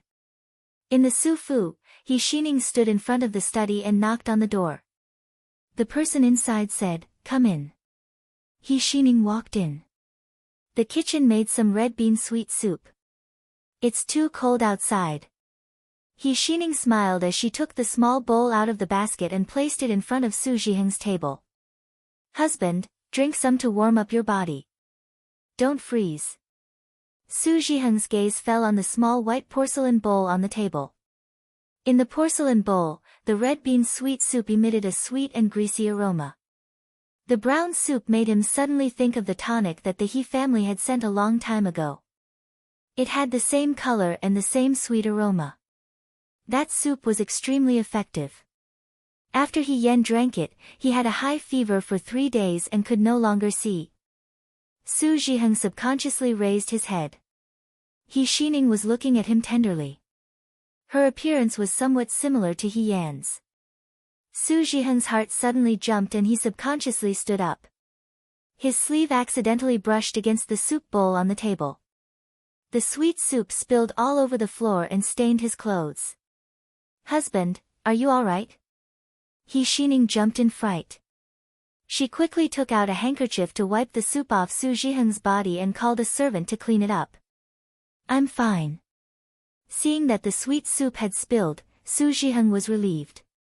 He took the handkerchief and wiped the water off his body. "This bowl spilled. I'll have someone send another bowl over." He Xining hurriedly said. "No need." Su Zhiheng held her hand and smiled as he pulled her to sit next to him. "I'm not hungry." The woman's hand was warm and soft. It slightly dispelled the uneasiness that had been plaguing him for the past few days. He Xining sat down next to him. After thinking for a bit, she said to Su Zhiheng, "I heard from Lu, that my mother's health wasn't good. She has been bedridden. I want to go back and see my mother. Husband, do you have some free time these few days? Why don't you come with me to He Clan?" He Xining felt uneasy when he kept the book in her room. If one day Su Zhiheng ordered people to search the entire mansion on a whim, he would be easily discovered. Moreover, this military book came out of nowhere. She herself didn't understand what was going on. It would be better to go back to the He family and ask second Madam He about it. Her mother knew more about her eldest sister than she did. "You want to go back to the He family?" Su Zhiheng paused and asked He Xining. He looked at He Xining with a scrutinizing gaze. He Xining's heart skipped a beat. She grabbed his arm and said, "I'll go back and take a look. I'll be back tomorrow." "Husband, can you go back with me? My mother hasn't seen you in a long time." He Xining hadn't suffered much since she was young. When he married her, Su Zhiheng knew that she was a bit arrogant and willful when she was in He Clan. However, after she entered the Su residence, she had always been well behaved. This was different from He Yan's temperament. Although He Yan never caused trouble and knew his place, it was impossible for him to act spoiled like He Xining. Su Zhiheng said, "I'm very busy these few days. I'm afraid I don't have time to accompany you back to the residence. How about this, I'll ask someone to send you back first. After a few days, when I have free time, I'll accompany you." He Xining timely revealed a wronged expression and said, "Okay." Su Zhiheng smiled and held her hand. His thoughts had already drifted to other places. He naturally couldn't go to He Clan right now. Not to mention He Yuansheng and his brother, who knew what He Rufei was planning right now. He had arranged spies in his residence to try and find something that could be used against him, and He Xining as well. Su Zhiheng thought that although He Xining was his wife, her surname was He. Who knew if He Rufei had communicated with her? This was also good. Since He Rufei was able to arrange spies in his residence, who knew if he wouldn't beat him at his own game? This time, he would let He Xining go home first to find out. In the middle of the night, it began to snow again. It was freezing cold. He Yan groped his way out of bed in the dark. The room was pitch black and she didn't even light an oil lamp. Fortunately, she had long been used to being blind. Even if she didn't light a lamp, she wouldn't fall down when she walked around the room. After she finished dressing, she took out a short sword from the drawer and went out. The snow was very heavy. In order to make it easier for her to move, she wore very thin clothes. She only wore a thin layer of cotton underneath her night clothes. As soon as she went out, her snot was about to come out from the cold. There was a charcoal fire burning in the fragrant stable, giving off a weak light. The courtyard was quiet inside and outside. He Sui, his son, and Qing Mei were all sleeping soundly. There was also no movement in Qi Wu's room. He Yan quietly opened the door and walked out. There was snow everywhere and the long street was covered in a silvery white. Lanterns hung under the eaves of the houses along the street, bright red. It was very lively. In less than 2 months, it would be the new year. The New Year's atmosphere was already there, although it was still a bit cold. He Yan exhaled and a white fog immediately appeared in front of her. It was strange to say that the Yangzhou Guard's winter was much colder than Shuajing's winter. However, at that time, they trained every day until they were drenched in sweat and forgot about the cold. Now that they were here, they really did stomp their feet in the cold. She had only walked a few steps when she almost reached the end of the street. She saw a carriage parked there. He Yan was stunned for a moment. In the middle of the night, there was no one on the empty street. It was as if she had seen a ghost when there was such a carriage in the middle of the road. He Yan narrowed her eyes and looked carefully. There was a coachman sitting in front of the carriage. When he saw her, he took off his hat. Fei. Fei Nu. He Yan said in surprise, "Why are you here?" Fei Nu did not speak. Instead, the curtain of the carriage was lifted and a person walked down. He was wearing a dark gold brocade robe with cloud patterns. His figure was tall and elegant. When he looked over, he was like a painting in the snowy night. It was Xiaoju. He walked over, his boots stepping on the snow, making a squeaking sound. He Yan waited for him to come closer and asked, "Why aren't you sleeping at night? What are you doing here?" Xiaoju raised his eyebrows and said disapprovingly, "What about you? Why did you go out in the middle of the night?" He Yan was speechless for a long time. "I couldn't sleep, so I came out to relax." Xiaoju sneered and stared at her calmly. "Eldest miss, you came out to relax and wear night clothes." He Yan scratched her head. She knew that this person was very smart and would not be easy to fool. She frowned and said, "I came out to do something." She looked at Xiaoju and suddenly realized something. She looked back and glanced at him. "You followed me all day and even in the middle of the night?" "Xiaoju, even if I am your fiancé, you don't have to follow me so closely." "Xiaoju, what are you thinking?" He seemed to be speechless. "You went out in the morning and bought a short sword from the blacksmith shop in the west of the city. Tell me," he said lazily, "you went out so late at night. Did you kill or set fire?" "When I bought the short sword, didn't I get rid of Qi Wu?" He Yan was puzzled. "How did you know?" When she did these things, she was always very careful. She knew that Qi Wu would be suspicious if he found out, but it was not easy to get rid of that big guy. "It's not Qi Wu," Xiaoju said. "Anyway, I know." He glanced at the short sword that He Yan hung on her waist and said with some disdain, "Didn't I give you money, so you can't buy a good sword?" "What does this have to do with the sword?" He Yan said, "The most important thing is the person who uses the sword and the swordsmanship.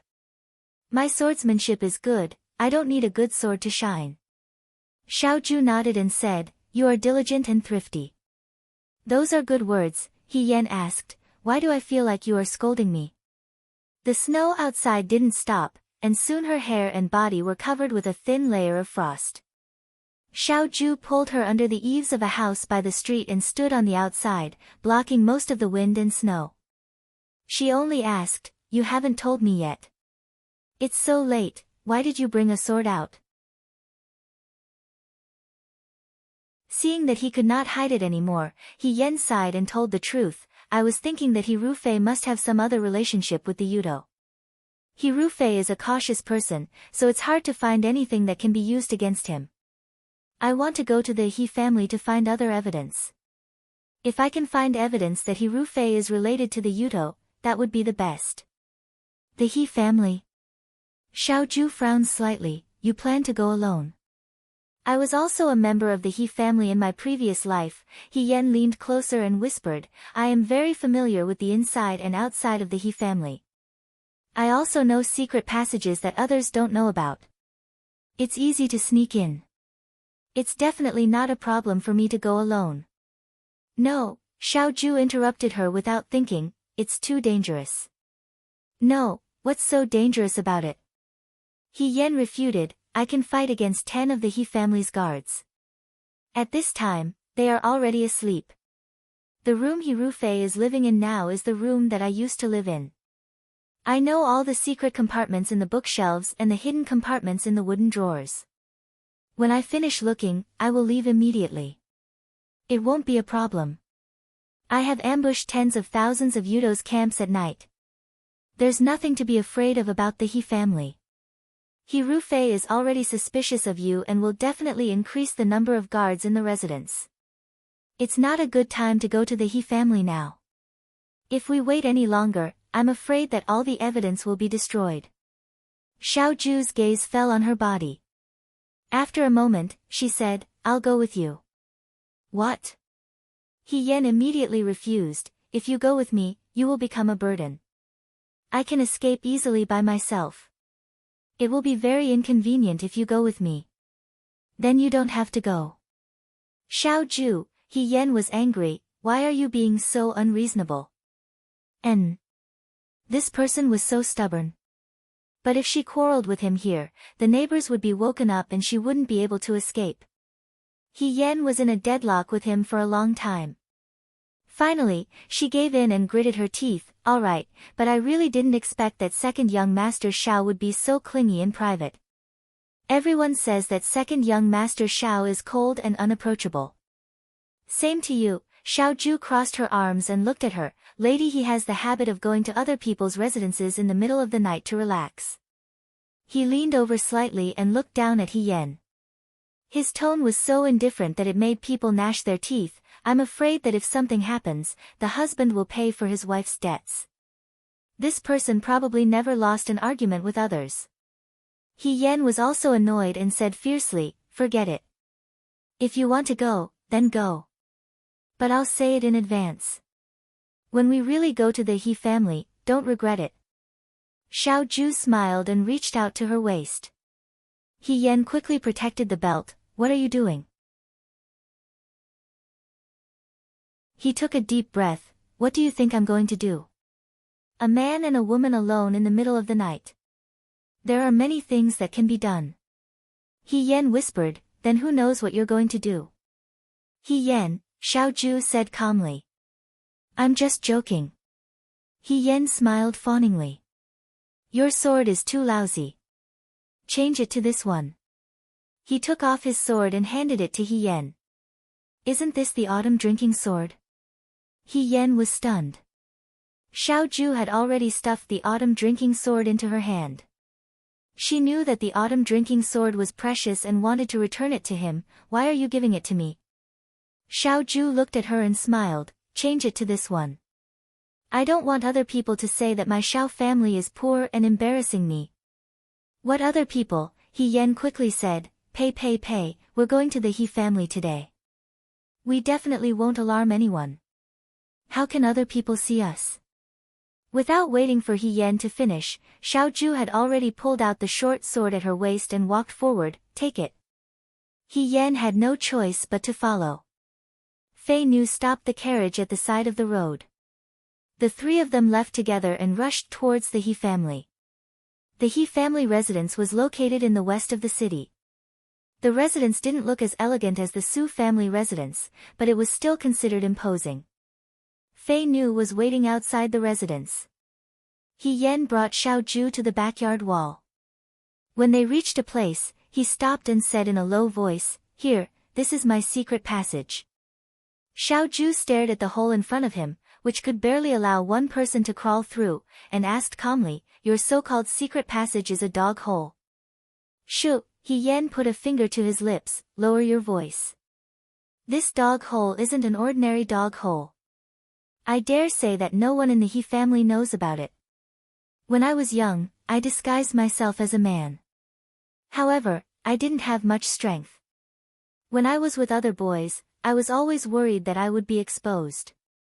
My family was also afraid that I would be exposed too much outside and cause trouble, so they locked me up in the residence. Before I entered the Xian Changguan, every day before dawn, I would crawl out of this dog hole and climb to the capital's Donghuang mountain to help the monks carry water and chop firewood. In the beginning, the skin on my hands was very worn out. Later on, after calluses grew, I was able to practice martial arts with shirtu hanging from my wrist. The youths in the Xian Changguan are very powerful. If I hadn't secretly climbed the mountain to practice, I'm afraid that I would have been even more miserable in the Xian Changguan. Ah, her heart was moved. Could it be that at that time, I helped the monks in the temple too much work, so Buddha saw my sincerity and gave me a chance to live another life? No wonder everyone always says that we should build good karma. It's true, don't you think so? She turned to look at Xiaoju. Xiaoju pinched her forehead and said, "So, what you mean is, you want me to crawl through the dog hole?" "Yes." He Yan said, "I already said that you must come with me, so don't regret it. It's not like I didn't remind you." "No."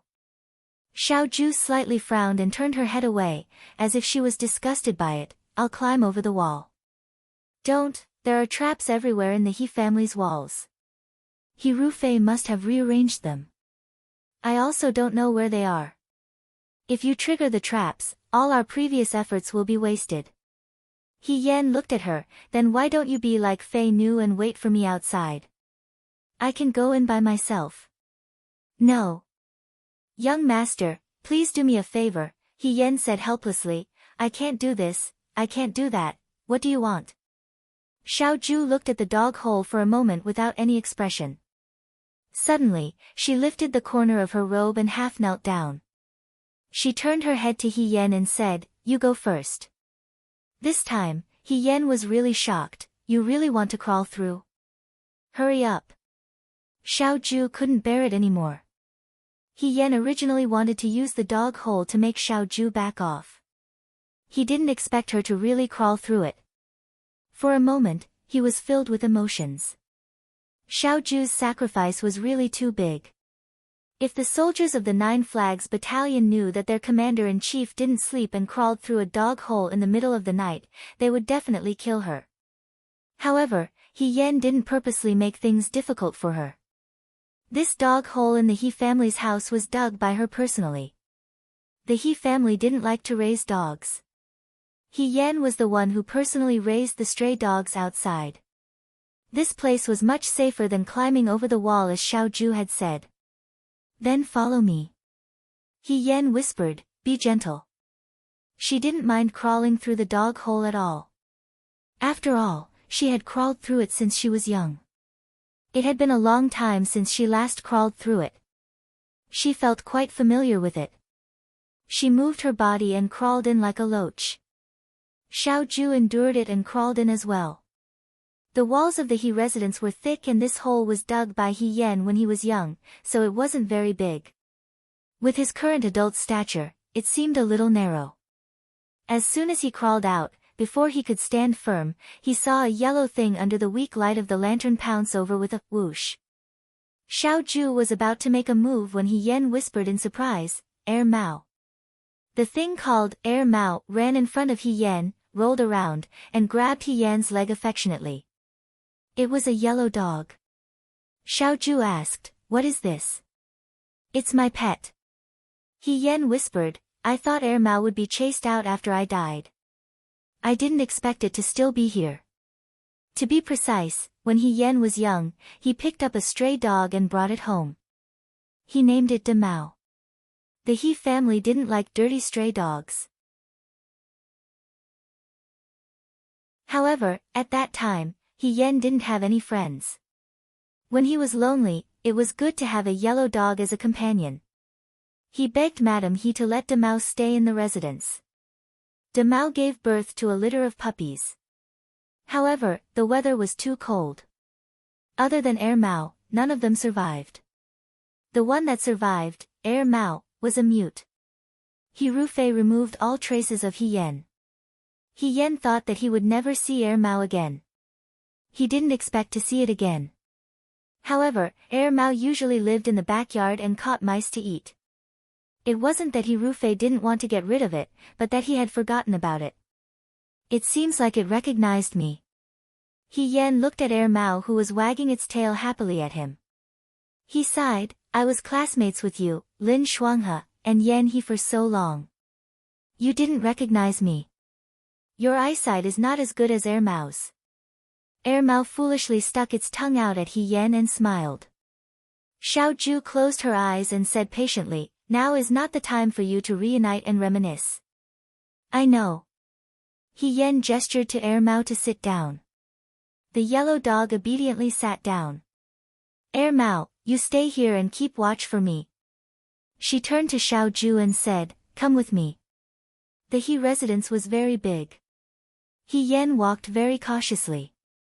Everywhere he went, he would hide in the dark to see if there were any servants around.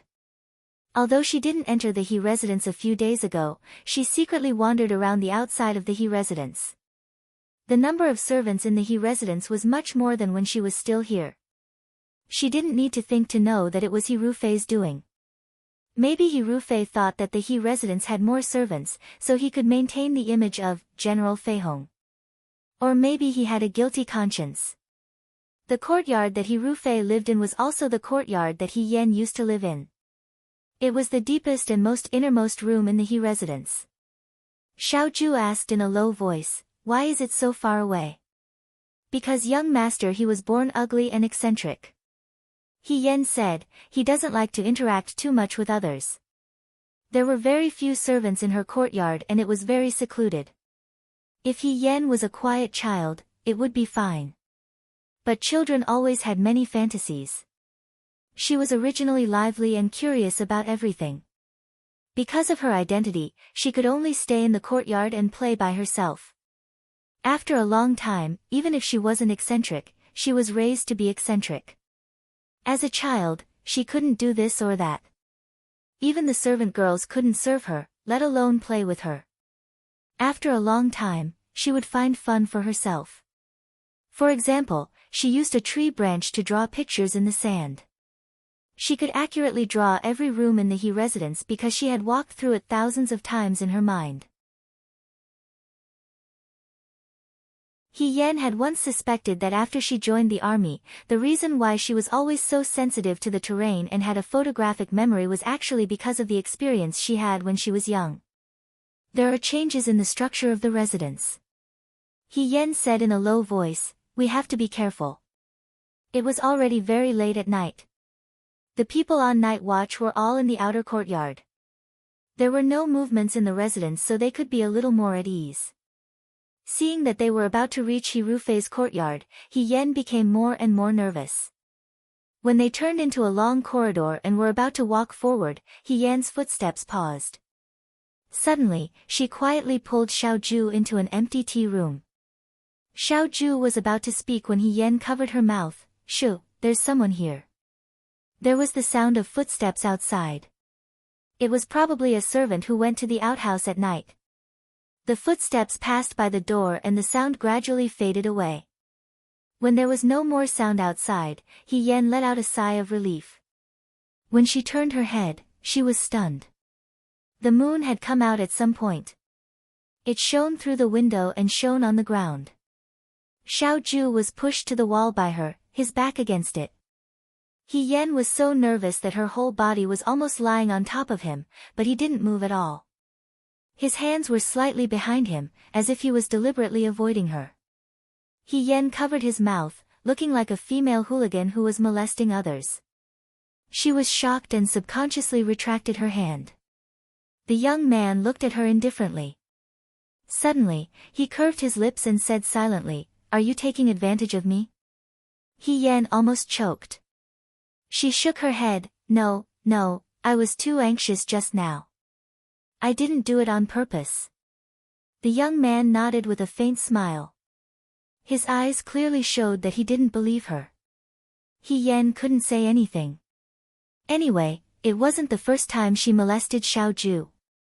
She didn't care if it was just 1 or 2 times. She glanced outside through the door. Seeing that there was no one, she whispered, "Let's go."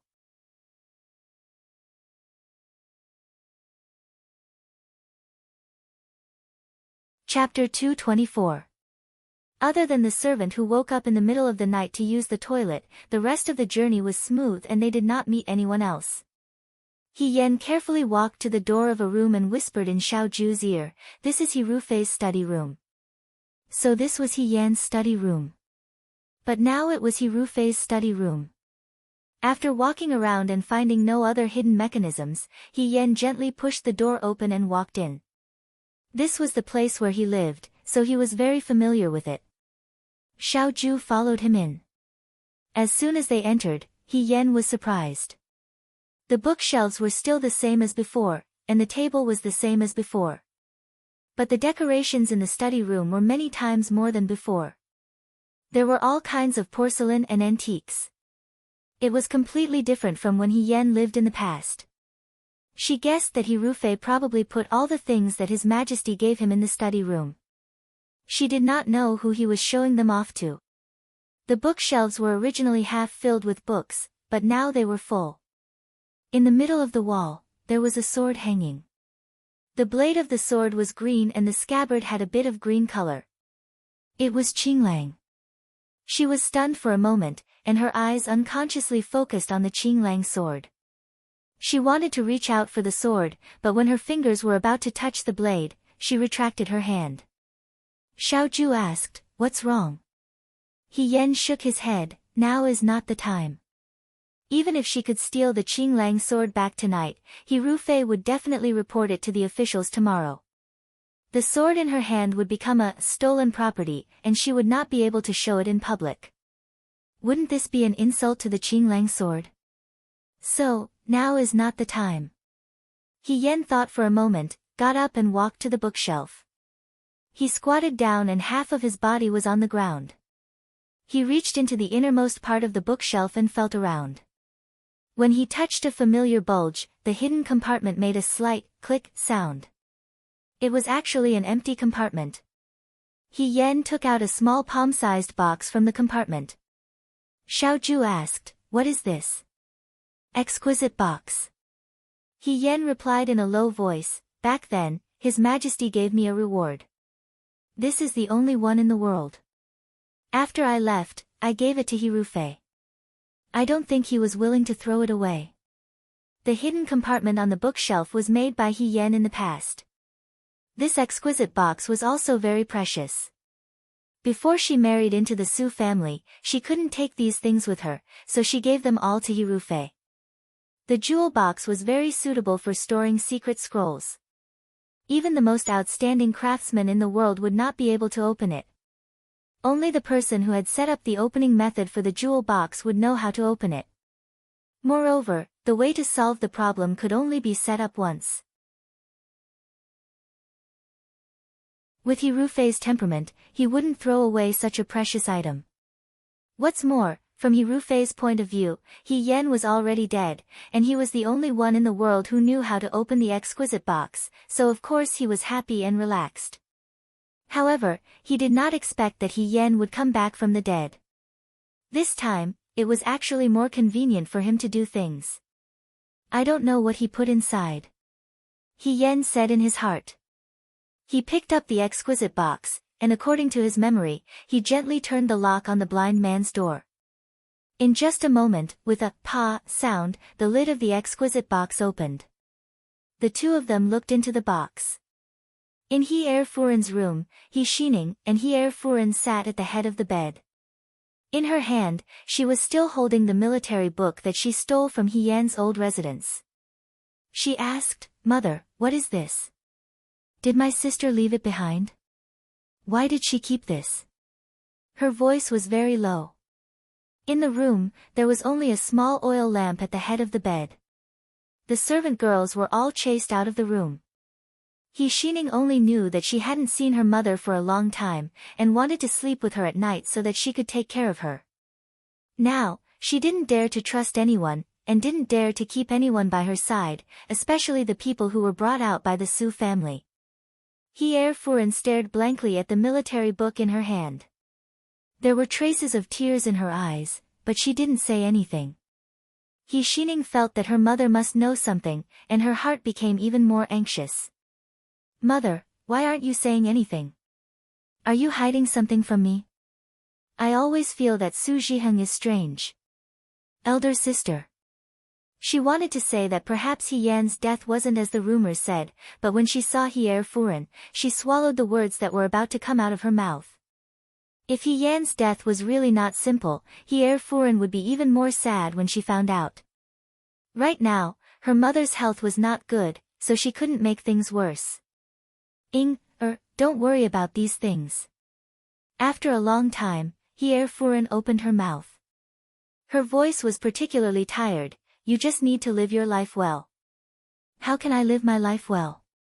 I don't want to die like my elder sister without knowing why." He Xining blurted out.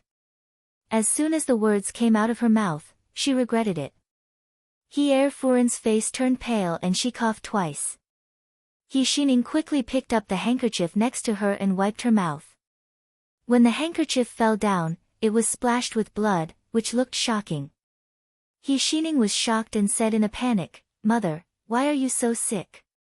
When she came, she already knew that He Furen had been bedridden for many days, but the He family only said that it was a common cold and that she would be fine after resting at home for a few days. But now it seemed that it was much more serious. "Father, didn't you find a doctor? What the hell is going on?" He Xining was anxious and wanted to get out of bed. "I'll ask someone to bring an invitation to invite a doctor." "Don't go. Madam." He grabbed her hand. She looked like a weak woman, but when she grabbed her hand, she was particularly strong, as if she wanted to use up all her strength. "Mother, this is an old problem. It doesn't matter. It's okay." He Xining was about to cry. "Mother, why won't you tell me anything? I feel that there's something in the house that's hiding from me, but I don't know anything." Before she got married, she was carefree and naive. When her eldest sister passed away and she married Su Zhiheng, she made a fuss for a period of time. But soon, she was moved by Su Zhiheng's gentleness and thoughtfulness. As a girl who had never experienced the dangers of the world, she naively thought that she could be protected for the rest of her life. But when some ugly truth was revealed, she vaguely glimpsed a trace of filth and danger, then she felt powerless as a woman. He Furen said slowly, "Your eldest sister is dead, and mother only has you as a daughter." She looked at He Xining lovingly and patted He Xining's head comfortingly, just like when He Xining was still a child.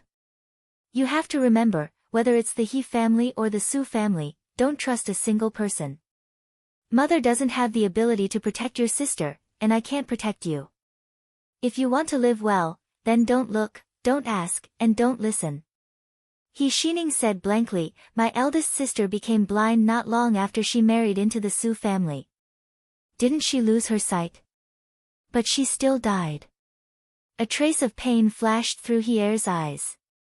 "Mother, you just need to tell me, did my eldest sister leave this military book behind? Why does Su Zhiheng value it so much? Also, eldest brother comes to the Su family every few days, not to see me, but to look for Su Zhiheng. And you?" She said, "Are you under house arrest by father?" Hier looked at the woman in front of her. Although they were biological sisters, she always felt that He Yan and He Xining didn't look alike. He Yan was strong, independent, silent and quiet. She wore a mask since she was a child, so now that she thought about it, she couldn't remember He Yan's appearance when he was a child. But when she grew up and returned to the He family as a woman, she only saw him a few times. He was a girl who was born with a heroic spirit and had a resolute and courageous appearance. He Xining was different. She was soft and cuddly, like a snow-white dumpling, and was very likable. She would cry when someone stepped on her foot and act coquettishly for a beautiful dress. These two daughters had completely different temperaments, so she took it for granted that He Yan was born strong, and He Xining was born to be loved.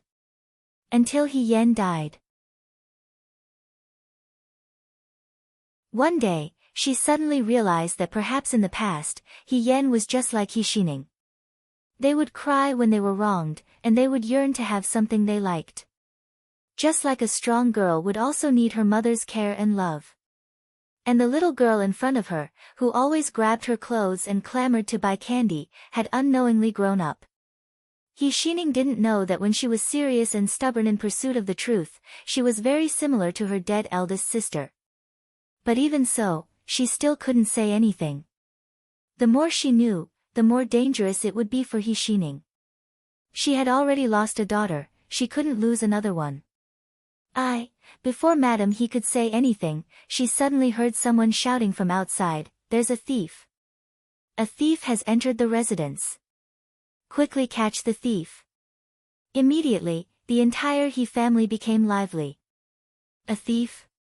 He Xining subconsciously shrank to the head of the bed and said, which thief is so blind that he dares to enter our residence? Madam, he grabbed her arm, don't talk, and don't go out. Be careful. He Xining nodded. On the other side, He Yan was running around the courtyard with Xiao Ju, secretly cursing He Rufei for being cunning. Although He Rufei couldn't make any changes in the way of opening the exquisite box, this person was very suspicious and actually installed a layer of mechanism inside the box. Once the exquisite box was opened, there would be a whistling sound. In this way, as long as someone opened the exquisite box, they would be discovered. However, when she opened it just now, she clearly saw that there were a few letters inside. She put the letters into her bosom. Since He Rufei didn't leave the exquisite box empty and even deliberately tampered with it, these letters must be very important. Today's trip wasn't considered to be in vain. The bodyguards are all awake. Xiao Ju reminded her, do we run or fight? I'm carrying your sword. Once the sword is unsheathed, it will be exposed. We can't fight. He Yan looked down and thought, come with me. She knew every corner of the He family's courtyard by heart, so it was easy to avoid people. But she didn't know if it was because He Rufei was very guilty these days, there were more bodyguards than servants in the residence. At this moment, when the whistle sounded, torches and people came from all directions. They're over there, chase. The general said that if we catch the assassin, we don't need to leave him alive. Life or death? He Yan sneered in her heart. Unexpectedly, she was so scared. She was even more sure that the letters in her bosom were not simple. She pulled Xiao Ju and ran all the way. When they passed by a house, she hid inside. Madam, he was pulling He Xining to lean against the head of the bed. She was very nervous as she hugged the quilt. Unexpectedly, there were two more people in the room. He Xining was so scared that she was about to scream. The next moment, a cold sword was placed on her neck. The masked man in black said, shut up. If you dare to scream, I'll kill you. He Xining was so scared that she immediately shut up. He Yan held the long sword in her hand. She was very annoyed. She originally thought that since Madame He's courtyard was the closest to the outer wall, it would be easy to pass through. Who knew that Madame He was still awake in the middle of the night? He Xining was also here. It was so late at night. What was she doing here instead of sleeping? Were the mother and daughter whispering to each other? He Yan's heart immediately gave birth to a sour taste, but what was this now? She was holding her biological mother and biological sister hostage. Perhaps the commotion inside had spread to the outside, as a maidservant outside asked, Second Madam? Did something happen to Second Madam? He Yan's heart skipped a beat. Before she could threaten her, Madam He had already spoken. Her tone was normal, it's nothing. It's just a little cough. He Yan breathed a sigh of relief when there was no more noise outside. She looked at Xiao Ju behind her. She was vigilantly staring at the door to prevent anyone from rushing in. Listen, He Yan said in a low voice, I don't mean to hurt the two of you. Give me the key to the backyard and let the two of us go. He Xining said in a trembling voice, who knows if you'll kill us to keep us quiet. He Yan was a little surprised. His sister looked so obedient, but he didn't expect her to be so brave. She deliberately lowered her voice and said in a sinister voice, do you think you have the right to talk terms with me? He Xining's face turned pale. She didn't dare to speak. On the other hand, Madam He ignored the sword on He Xining's neck. She got off the bed and took out a key from the drawer. She handed it to her and said, you can leave now. He Yan was very surprised. He thought that Madam He would also talk terms with her, or find a way to inform the He family. He Yan was even prepared to be on guard. But he didn't expect her to be so peaceful. He Yan couldn't help but look at her. The woman in front of him was staring at him. He Yan couldn't understand her gaze. She seemed to be looking at He Yan, but also seemed to be looking at another person through He Yan. If He Yen didn't know that he was wearing a black mask, he would have suspected that Madam He had recognized him. Seeing that He Yen didn't move, Madam He pushed her again. The bodyguards will come soon. Let's go. Xiaoju nodded to her and said, let's go. He Yen didn't care about anything else. She grabbed the key to the backyard and turned to leave. The moment she passed by, she suddenly felt something stuffed in her hand. She didn't have time to look at it carefully. She subconsciously put the thing in her hand into her arms, took the key, opened the door of the backyard, and ran out. Madam He was right. The pursuers would be here in a blink of an eye. They came through the dog hole, but they didn't have time to go back. Since they were exposed, they directly went through the back wall. Just as the guard was about to chase after them, he suddenly felt a pain in his knee. Looking down, he saw a yellow dog biting his calf. The pain made him wail like a ghost and howl like a wolf. Unable to catch up, he could only watch as the two black-clothed men disappeared into the night. The entire residence was in chaos. He Xining finally managed to calm herself down with great difficulty. She reignited the lamp on the table and patted her chest as she said, I was really scared to death just now. That person's eyes were so fierce. I was really afraid that he would kill us. Mother, if Uncle knew that we let the assassins go, even if it was to save his life, he would be angry. If no one found out about this, let's not tell anyone for the time being. Mother? Madam He just stared at her hands blankly, as if she didn't hear what she just said. He Xining said anxiously, Mother.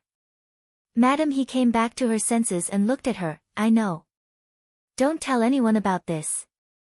Don't tell Master Su either. He Xining felt strange. His mother's expression when she saw the men in black was very strange. Then she thought of something, but did those two men really come to steal something?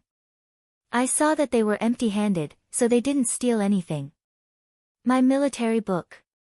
By the way, where is my military book? When she was talking to second Madam He on the bed, the military book was placed at the head of the bed. Now that it was empty, He Xining was startled. Oh no, those two couldn't have stolen my military book, right? But why did they steal it? Mother, did you see my military book? Madam He coughed and said, no need to look for it. I gave the military book to the men in black just now. Why? He Xining didn't expect that Madam He would do such a thing. That thing will be a disaster in our hands. Madam He looked empty. Those two men came to steal, but they were empty-handed. I don't know if they stole what they wanted to steal. If they stole it, it would be the icing on the cake. If they didn't, it would be a timely help. They didn't take the risk to come to the He family in vain. Mother, He Xining said angrily, how can it be like that? It was difficult for me to get that thing from the Su family. Remember, Madam He's expression became serious, whether it's the assassins tonight or the military book of the Su family, don't mention it to anyone. He Xining originally came to solve his doubts. Now that he didn't understand the mystery, there were more and more things he didn't understand, but he couldn't do anything. In the end, he could only say, I know. I won't mention it to anyone. Fei Nu was outside, so when he received He Yen and Madam He, the three of them immediately hid in another courtyard. Where is this place? He Yen asked curiously. I'm in another courtyard in Shua City. Sometimes it's inconvenient to do things in the mansion, so I'll do it here. Xiao Ju replied. He Yen thought for a moment and understood. Xiao Jing and Madam He were very kind. Xiao Ju's experience meant that his actions wouldn't be understood by most people. This was good. If they couldn't see it, it would save them a lot of trouble. He Yen took out the letter from the exquisite box and showed it to Xiao Ju, showing off, look, this trip is very fruitful. I already said that going to the He family would definitely make a profit. Xiao Ju glanced at her and said, it's very dangerous. It's only this time, don't do it again. She paused and said, starting tomorrow, He Rufei will use this as an excuse to search the entire Shuo city. You should stay at home for the next few days and don't act rashly. If these letters are lost, the first person He Rufei will suspect is me. I'm afraid it will implicate you. It's okay. I'm Marquis Wu and personally appointed by His Majesty. If he can't produce evidence, he can't do anything to me. He Yan couldn't wait to open the letter. Let's see what's in the letter first. He Rufei hid it so well. I don't believe it's a love poem. There were a total of 3 letters. He Yan and Xiao Ju opened each letter. It wasn't long, but after reading it, both of their expressions changed. Bastard! He Yan put down the letter in his hand and couldn't help but punch the table. There's actually such a heartless person in the world. Of the 3 letters, 2 were for Yuto and 1 was for Su Jingfu. Although He Yan guessed that He Rufei might have a relationship with Su Jingfu when he saw He Rufei's servant Ding Yi in Liangzhou City, he didn't have any evidence. The letter in front of him clearly stated in black and white that this was indeed the case. He Rufei really did make a deal with the Yudo after the battle in Huayuan. He Rufei gave the Fuyue army's military intelligence to the Yudo and purposely won a bitter victory. The price was to establish a relationship with Prime Minister Su and express his sincerity in cooperating with Su Jingfu. He would also advocate for peace when the Yudo emissary came to the capital to ask for peace and facilitate the Yudo to open a market in Dawei. He Rufei's greatest fear was that his identity would be exposed and that the world would find out that he was different from the General Feihong of the past. But in order to hide his identity, he actually colluded with the enemy and betrayed the country. He didn't care about the lives of the people of Dawei. Xiao Ju looked at the letter in her hand. It was troublesome for He Rufei to establish a relationship with Su Jingfu. Su Jingfu was the most powerful person among the civil officials. Most of the civil officials were in favor of peace and only a few generals were in favor of war. However, General Feihong had always had a good reputation among the generals. If He Rufei was in favor of peace, the generals who were in favor of war would be few and far between. He Yan took a deep breath. Once such a shameless person enters the officialdom, he becomes even worse. He just has to use my name. It's really disgusting. Don't worry, Xiao Ju said calmly, I'll take care of everything.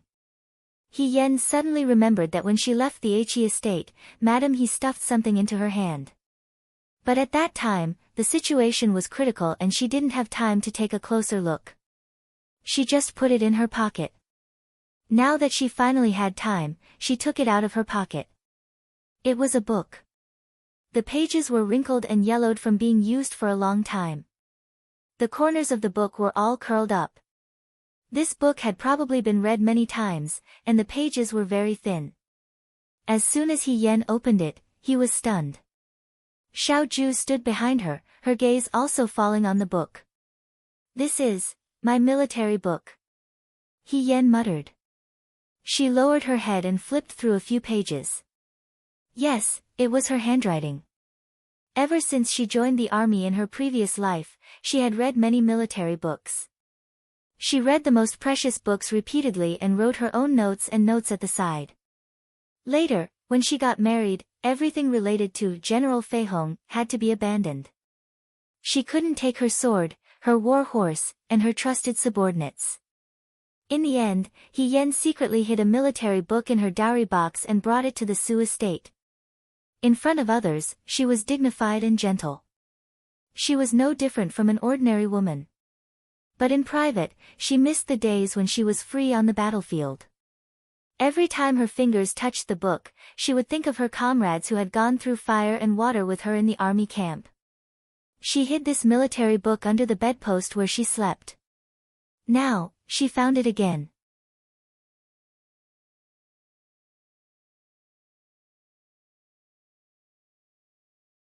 Chapter 225. The military book was still the same as before, and it reminded He Yan of the time when she had just married into the He family. But after she became blind, she never took the military book out again. She thought that the book was either never found or burned by Su Jiheng. She didn't expect that it would return to her. But how did the book end up in the hands of He family's second wife? What do you think my mother means by giving me this book? He Yan looked at Xiao Ju. Could it be that she recognized me? Without waiting for Xiao Ju to speak, He Yan immediately shook her head in denial. That's impossible. Even in my previous life, the number of times I met her could be counted on one hand. What I looked like, my mother probably doesn't even remember clearly, let alone mention it now. She laughed self-deprecatingly. Why am I starting to let my imagination run wild now? But when she recalled the moment when He family's second wife stuffed the military book into her hands, she vaguely caught a hint of longing and reluctance in her eyes. How was that possible? He family's second wife had another daughter. Compared to her, He Xining had been with her since she was a child, and she was the real pearl in her mother's palm. Unlike her, she had never even called her mother. He Yan always thought that when facing the He family, her heart was as hard as iron. But when she rushed into He family's second wife's room, she saw He Xining and her mother sleeping on the same bed. Even after she got married, she could still talk to her mother intimately at night. It turned out that she was jealous. Thinking about it carefully, in her previous life, her family had always been very weak. Her parents were like that, and her husband was like that. Although it was already a matter of her previous life, and although she had people by her side now, there were some regrets that she couldn't make up for in her life. It was like a hole covered by sand, and when the wind blew, it was still empty. It was a shocking sight. He Yan didn't want Xiao Ju to see her disappointment, so she changed the topic. However, this military book just solved my urgent problem. He Rufei could also use the excuse that the handwriting had changed after a long time had passed since the handwriting was found in the Xian Chang dojo. As long as I carefully compare He Rufei's current handwriting, I will be able to find some clues. Moreover, it just so happens that it is a military book. Heaven is helping me. Xiao Ju nodded. The correspondence with Yudo will come in handy when the time is right. He Rufei must have kept these letters because he was afraid that Yudo and Su Xiang would burn the bridge after crossing the river, so he deliberately hid them in the exquisite box just in case. He Yan pondered. I really don't know if I should call him cunning or stupid. It was precisely because of his paranoia that his weakness fell into the hands of others. It's not safe for me to keep this. He Yan thought for a while and said to Xiao Ju, you should keep it. No matter how daring He Rufei is, he won't dare to go to Xiao family and behave atrociously. She raised her head and looked at the sky. It won't be long before dawn. Today, she was delayed for a whole night. I have to go back. When dawn comes, He Rufei will send people to search the entire Shuo capital. I'm afraid that something will happen. I'll send you back. He Yan nodded. Although she tried to pretend as usual, the matter of Madame He still weighed heavily on her heart. Although at that time, no one knew that she wanted to force Madame He to open the door for her, but who knew if He Rufei would suspect Madame He? Even if she was from the He family. He Rufei was so cruel and merciless to her. So what if she was Madame He? He Yuanliang didn't care about the relationship between father and daughter. How much of the relationship between husband and wife would there be left? Don't worry, I will send people to sneak into the He family and watch over Madame He.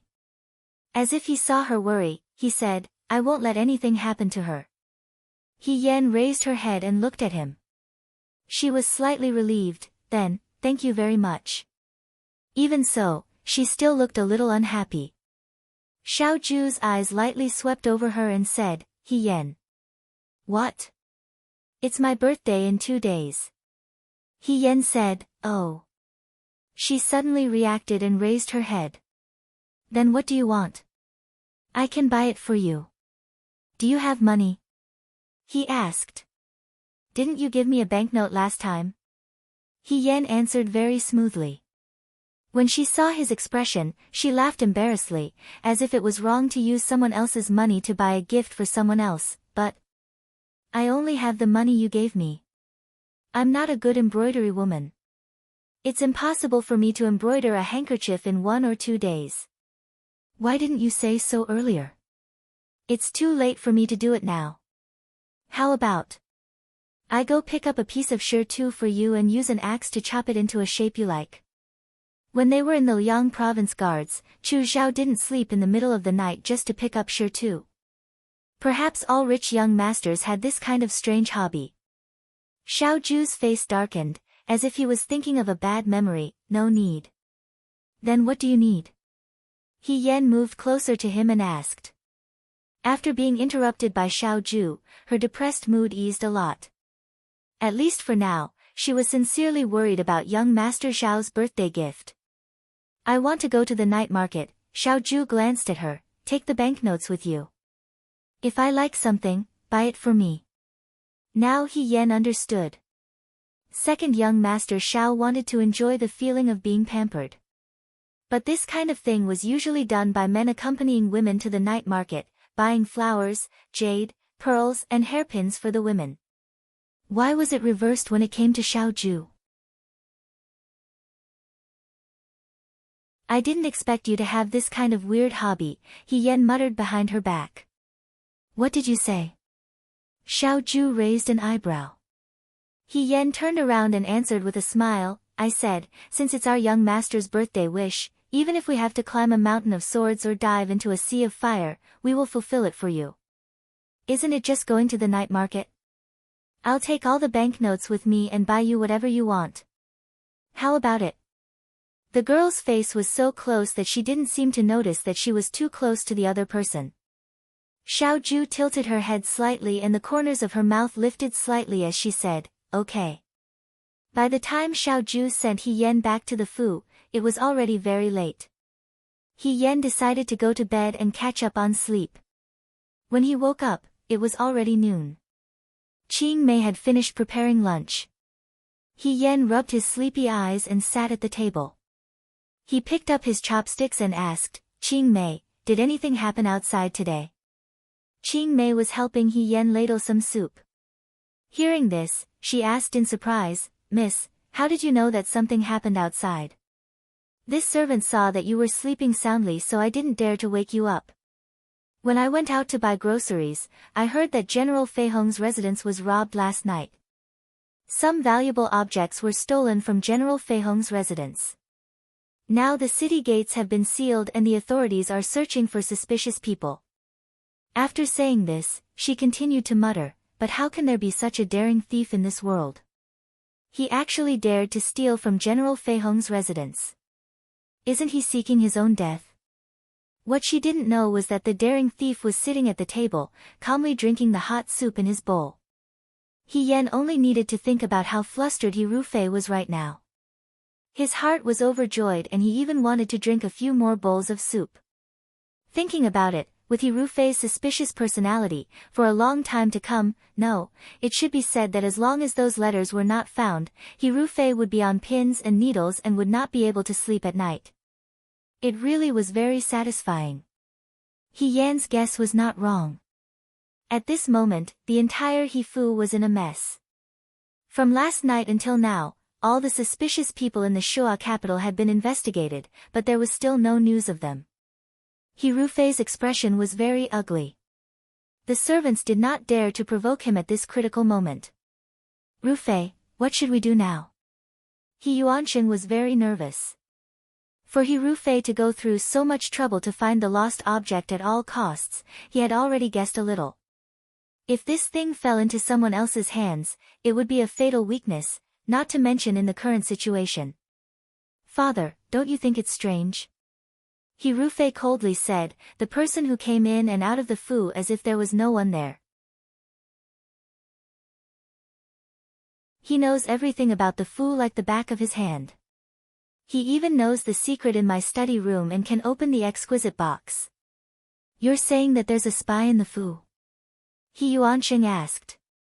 Not necessarily. He Rufei said. But right now, all the servants in the Fu are children of the house. Moreover, other than you, no one can enter your study room, not to mention the secret compartment in the bookshelf. If there's a spy, who could it be? Could it be? He Yuanqing's eyes narrowed. You suspect it's your second uncle? He doesn't have the guts or the brains. He Rufei's eyes flashed with a trace of disdain. He Yuanliang was even more useless now, so when there was something to discuss in the Fu, He Rufei was too lazy to call him. He Yuanliang was also happy to be relaxed. He wasn't someone who could handle things. The only useful thing he did in his life was to raise He Yan, his daughter. Other than that, he was a piece of trash. Then you suspect. Second uncle doesn't have the guts, but second aunt might not. Because of He Yan's matter, I'm afraid she already has a grudge against us. Women have always been emotional. Who knows if she won't hold a grudge and do something unexpected. He Yuanqing frowned. If that's the case, then we can't keep this woman. He Rufei shook his head. We can't act rashly now. If it's really her, then it'll be easy to deal with. At least we can follow the clues to find the mastermind behind the scenes. Moreover, we have more hostages in our hands, so it'll be easier to do things in the future. But won't there be trouble if we keep her? As long as we don't let her leave the Fu and leave someone to watch over her, then there's no harm in keeping her alive. He Rufei coldly said, it's just that He Xining also returned to the Fu last night. On the day he returned, a thief broke into the Fu. I don't know if it's a coincidence. He Xining. He Yuanqing's face darkened. She's a member of the He family. How dare she? It's just a suspicion. He Rufei interrupted her. Find someone to get close to her and see if she really doesn't know anything. If second aunt wants to protect He Xining, then she probably won't tell her the truth. It's just that Su Zhiheng has been acting a bit strange recently. Thinking of Su Zhiheng, He Rufei felt a wave of displeasure. Working with this kind of idiot was probably the most annoying thing. Leave this to me, He Yuanqing pondered for a moment. You stay in the Fu and wait for news. He got up and left. After He Yuanqing left, He Rufei sat alone in a chair. His thoughts were hard to calm down. Just as He Yuanqing said, his first thought was that there was a traitor in the Fu. That's why he knew the Fu like the back of his hand. But he clearly knew that the hidden compartment on the bookshelf in the study wasn't something a traitor could find. There was also the exquisite box. When He Yan handed the exquisite box to him, he once said that in this world, other than him and his sister, no one else could open this box. Later, He Yan died. In this world, only he could open it. That's why He Rufei put a few secret letters in the box. Just to make himself feel more at ease, he added another layer of mechanism to the box. The reason was that he would never encounter this mechanism in his life. He didn't expect to hear a whistle last night. The exquisite box was opened. Either He Yan was lying at that time, and other than the two of them, there was a third person in this world who knew how to open this box. Or, Su Zhiheng's terrified expression floated in front of his eyes. His voice was filled with indescribable panic. It's He Yan. She's back, she's back. Pa! He Rufei suddenly swept the teacup on the table to the ground. He stood up and looked at the long sword on the wall. The sword was green and serene, emitting a faint luster. The corner of his mouth twitched. She's back, he wasn't afraid. The next day, the news of a thief in General Feihong's Fu spread like wildfire. But no one was able to find the thief. The entire Shuajing city was in chaos. He Yan had a rare day of relaxation. He only drank tea and slept at home. Qing Mei was a little surprised. 2 days later, the sky turned dark early. There was no snow outside, and it was a rare sunny night. After He Yan finished washing up, he planned to go out with Xiaoju. Previously, after visiting the Aichi estate that night, Xiaoju had told her that today was his birthday and wanted He Yan to accompany him to the night market. They agreed to meet at the entrance of the house. He Yan estimated that it was getting late and should be going out. Qing Mei picked out a silver-red embroidered shirt for her and a smoky silk brocade dress of the same color for her. She also meticulously combed her hair into a bun, with the tail of the ponytail hanging over her shoulders. It made her look even cuter. He Yan scrutinized her in front of the mirror and felt a little uncomfortable. This dress is a little too flashy. Today is Xiaoju's birthday, not mine. Why is there a need to be so grand? Qing Mei put a pair of coral earrings on her ears and smiled. But miss, you're going to the night market with Military Governor Xiao. There are so many people at the night market, they'll definitely recognize the two of you. Of course it has to be grand. After all, you're going out to show off. He Yen stopped her from continuing to insert hairpins into his hair. Alright, that's fine. I think it's about time. I'll leave first. After saying this, she went to take the rabbit fur cloak that was placed on top of the trunk. This cloak was originally from Lady He's trunk. Among all of her clothes, this was the only one that looked a little plain. Lady He probably didn't like this cloak, so it was placed under the trunk. However, this was the warmest cloak that He Yen could find.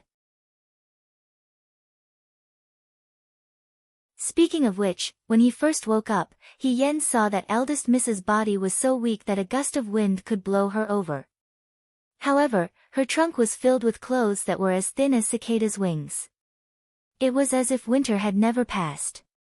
He Yen picked up the cloak and was about to put it on when Qing Mei snatched it away. What are you doing? She was puzzled. Miss, you can just wear this. Don't take this cloak. Qing Mei looked at the rabbit fur cloak in her hand. This one is very old. It looks a little bloated. Under the lights at night, it won't suit you. He Yen was speechless for a moment. But I'll be cold if I don't wear it. If I go out in this dress, I'll freeze to death. I can't disregard my body just to look good, right? However, Qing Mei, who was usually easy to talk to, was very persistent today. No, Mississippi. Between looking good and being cold, of course looking good is more important. Moreover, if you wear warm clothes, what will Military Governor Xiao do? What do you mean? Think about it. Qing Mei patiently guided him. Didn't the two of you go to the night market? Military Governor Xiao will definitely wear an outer garment.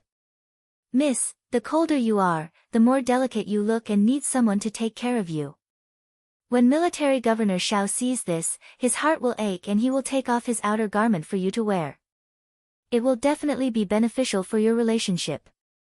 When He Yen heard this, he said in disbelief, what kind of fallacious reasoning is this? If he gives me his outer garment, won't he also be cold? So one of us will have to freeze to death. What kind of hatred and resentment does he have? How can this be called fallacious reasoning? Qing Mei spoke with conviction. Most men in the world will take pity on weak and delicate women.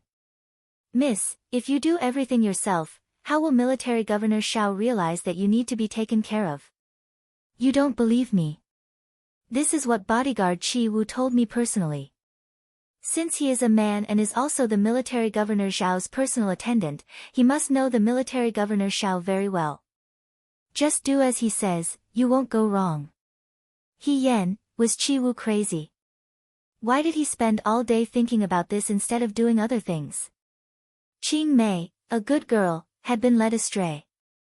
Was Xiaoju the kind of person who would take pity on women? Back when he was hunting in the mountains, many young women came to watch in thin clothes. There were at least 8, if not 10, girls who pounced on Xiaoju.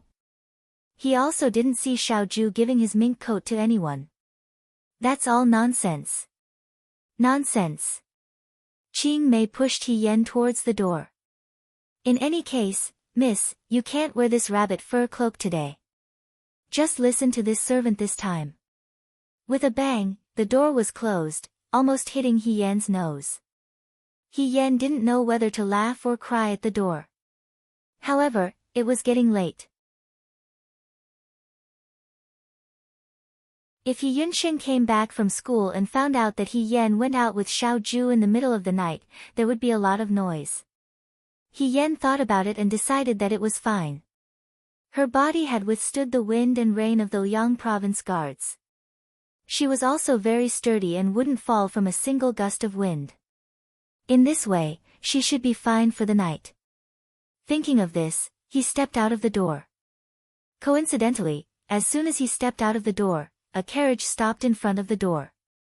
Fei Nu was already very good at being the coachman. Xiao Ju stepped out of the carriage. Today, he was wearing a dark blue embroidered python robe with a black fox fur cloak and a sandalwood hairpin. His ink-black hair hung down to his shoulders, making him look especially elegant and beautiful. When he looked over, the light from the lanterns made his nose bridge very straight, his thin lips distinct, and his eyes were as moving as autumn waters. He Yen swallowed his saliva. In fact, with his looks, if he stood here with Xiao Ju, he was afraid that he wouldn't be the one who would be protective of the fairer sex. Qing Mei was worrying too much.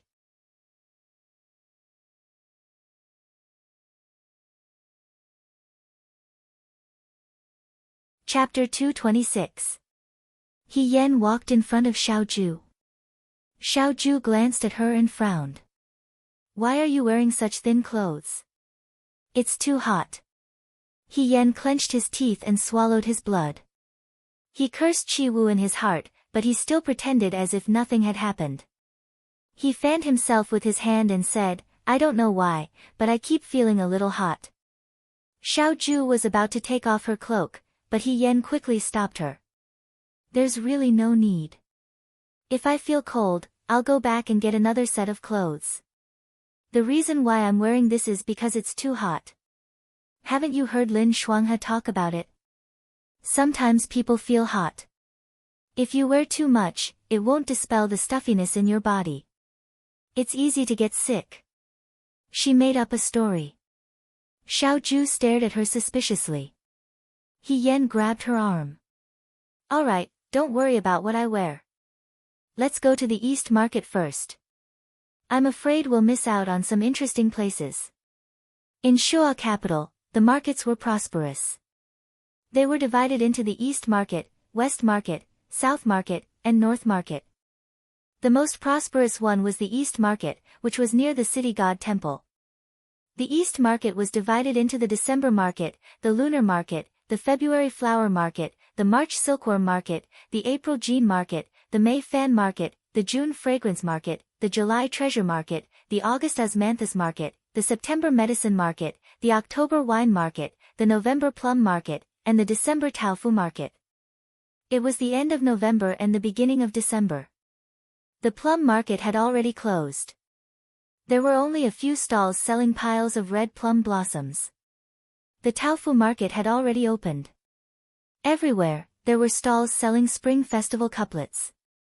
Everywhere they went, they would see people crowding around, cheering, clapping, and praising. It was very lively. Because it was almost the end of the year, the lantern market had also started to light up. The streets were brightly lit and filled with people. It was very festive. He Yen followed Xiao Ju to the entrance of the East Market. He could already feel the bustling crowd. It's too lively. She looked up at the colorful lanterns hanging above her head and couldn't help but exclaim. This is my first time visiting a night market. First time. Xiao Ju turned to look at her. He Yen nodded. That's right. In the past, I couldn't come to places with so many people, so as to avoid exposing myself. Every year, when the He family's younger generation went to the night market together, I was especially envious. When I was in Jiang City, I felt that Jiang City's night market was really fun. I didn't expect Shua City's night market to be so good. So beautiful. Her eyes were filled with excitement and joy.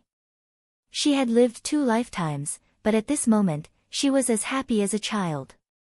The night market was not a place that only the rich and powerful could come to. Ordinary people could come here to have fun, but this was the first time for this person. Many things that ordinary people took for granted were forbidden to her. The young man looked at the girl beside him with a gentle and tender gaze. The next moment, He Yen had already pulled his sleeve and squeezed in front of a candy man. Candy man! He Yen exclaimed happily. I still remember when I was young, I couldn't go to the night market. I craved it so much that I asked eldest aunt to get someone to buy one for me. I couldn't bear to eat it, so I put it in a pen holder. In the end, it melted everywhere. She turned to look at Xiaoju. Xiaoju, do you want to eat it? I'll buy one for you. What do you want? Is this qilin pretty? Or do you prefer phoenixes? Xiaoju glanced at the candy man on the haystack. No. Why not? He Yan was very generous. I have money, I'll buy it for you. Xiaoju's gaze shifted from the candy man to her face. Her tone was indifferent. I don't have a flower basket. Flower basket? He Yan was confused. Do you like flower baskets? His tone was as calm as usual, but there was a subtlety in it. When we were in Jiang City, didn't you give Chu Xilan a brown sugar flower basket? How did you know? He Yan was frightened. I just knew. The man raised his eyebrows slightly and turned to walk away. He Yan hurriedly followed. At this moment, he also came back to his senses. Xiaoju's tone of voice sounded a little displeased. Well, second young master Xiao might be particularly bothered by the fact that he was giving something to his enemy. At that time, he gave me a tassel. He Yan tightly clutched onto his sleeve, so as to not get separated from him in the crowd, while trying to curry favor with him to show his loyalty. I also felt that a gift would blind the eyes, so I definitely couldn't owe him a favor, so I gave him a flower basket. You know that in this world, it's the hardest thing to repay a debt. My relationship with you isn't like this. There's no need for us to draw such a clear line. Don't be angry. It's just a trivial matter. Don't take it to heart. Military Governor Xiao is magnanimous. Don't fuss over such trivial matters with me. Military Governor Xiao, second young master. Little young master. Xiaoju seemed to be annoyed by her pestering. She turned her head away. Her expression was serious, but the corners of her mouth were slightly raised. He Yan could tell that Xiaoju wasn't as calculative as before. She turned her head and saw a stall selling plain noodles. She pulled him over. It's your birthday today. You should eat a bowl of longevity noodles. Come, I'll treat you. The stall was a couple. They set up an iron pot on the side of the street. The pot was filled with boiling water, and there was flour in a shaving pan. There were jars of salt and vinegar on the small table. A few tables and stools were set up on both sides. This was the stall. He Yan let Xiaoju sit down first. She ran in front of the lady boss and smiled. A bowl of noodles. She paused, then said, Today is this young master's birthday. She secretly pointed at Xiaoju. I'll have to trouble the lady boss to make this bowl of noodles more beautiful. Add an egg, more vegetables, and more braised meat. Oh, it's good to have a drumstick. That's enough, Mississippi, the lady boss smiled. Any more and the bowl won't fit. Oh. He Yan nodded. That's all for now. The lady boss smiled as she kneaded the noodles. The young master sitting here must be Mrs. Lover. He's really handsome. He Yan's face turned red. She didn't dare to respond. The lady boss probably didn't know Xiaoju. She was simply captivated by Xiaoju's beauty. I've been selling noodles here for so long, but this is the first time I've seen such a handsome young master. Since you two are lovers, why don't we order a bowl of sweet dumplings with sesame fillings? The two of you can eat a bowl of sweet dumplings at the Lantern Market. You two will be lovers for the rest of your life. No need. He Yan smiled. This young master doesn't like sweet things. I see. What a pity. The lady boss was still smiling. She didn't try to persuade him. He Yan was about to walk towards Xiaoju, but after taking 2 steps, he turned back and said to the lady boss, I think I'd better have a bowl. The lady boss smiled sweetly. Okay. When the noodles were served, Xiaoju stared at the bowl in front of him. He was speechless for a moment. He Yan, are you feeding a pig? The bowl wasn't big, but it was filled to the brim with noodles.